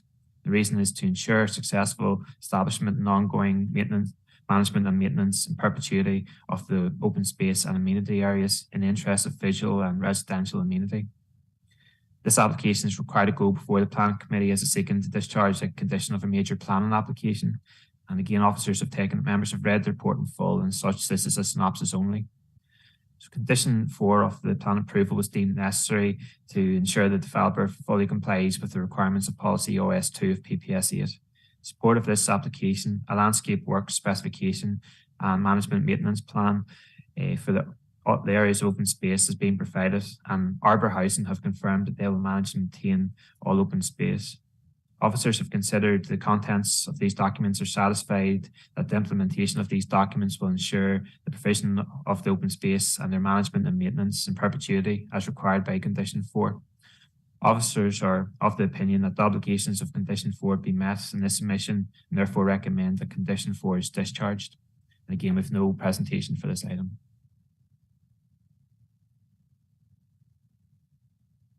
Thank you very much, Kyle. Again, the floor is open, members. Any questions? No questions, any comments?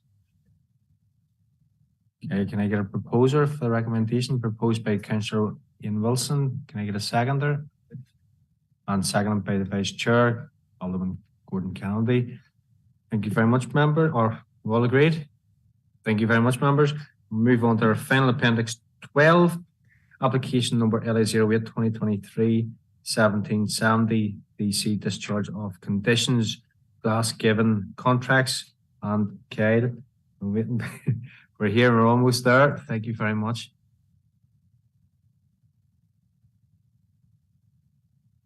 This application seeks to discharge condition 10 of plan approval LA08 2018-1445F, which was for the erection of a new post-primary school at Cornakinnicker Road, Lurgan.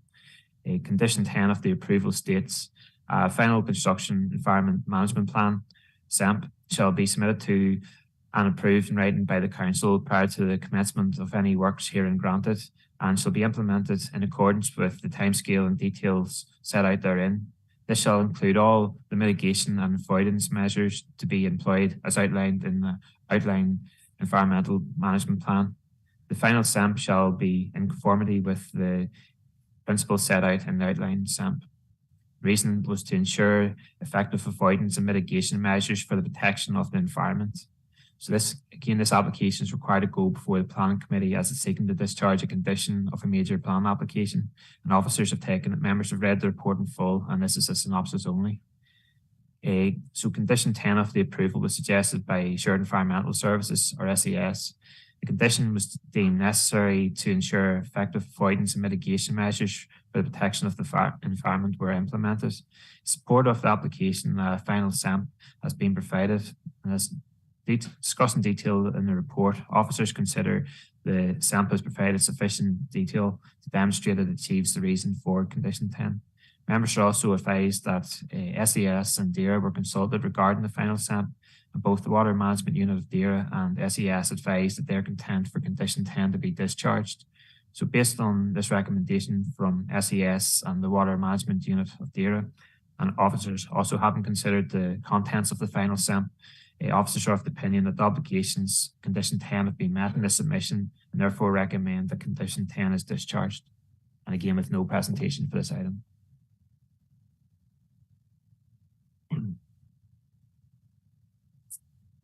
Thank you very much, Kyle. Members, open to you.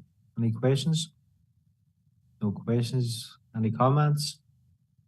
No comments. Can I get a proposal for the recommendation proposed by Alderman Wilson, seconded by Councillor Donnelly? We all agreed? Yeah. Thank you very much, members, and thank you very much for your time this evening. I wish you safe journeys on to wherever you're going. It's still early the night, so there's plenty of meetings still to go to. So, thank you very much.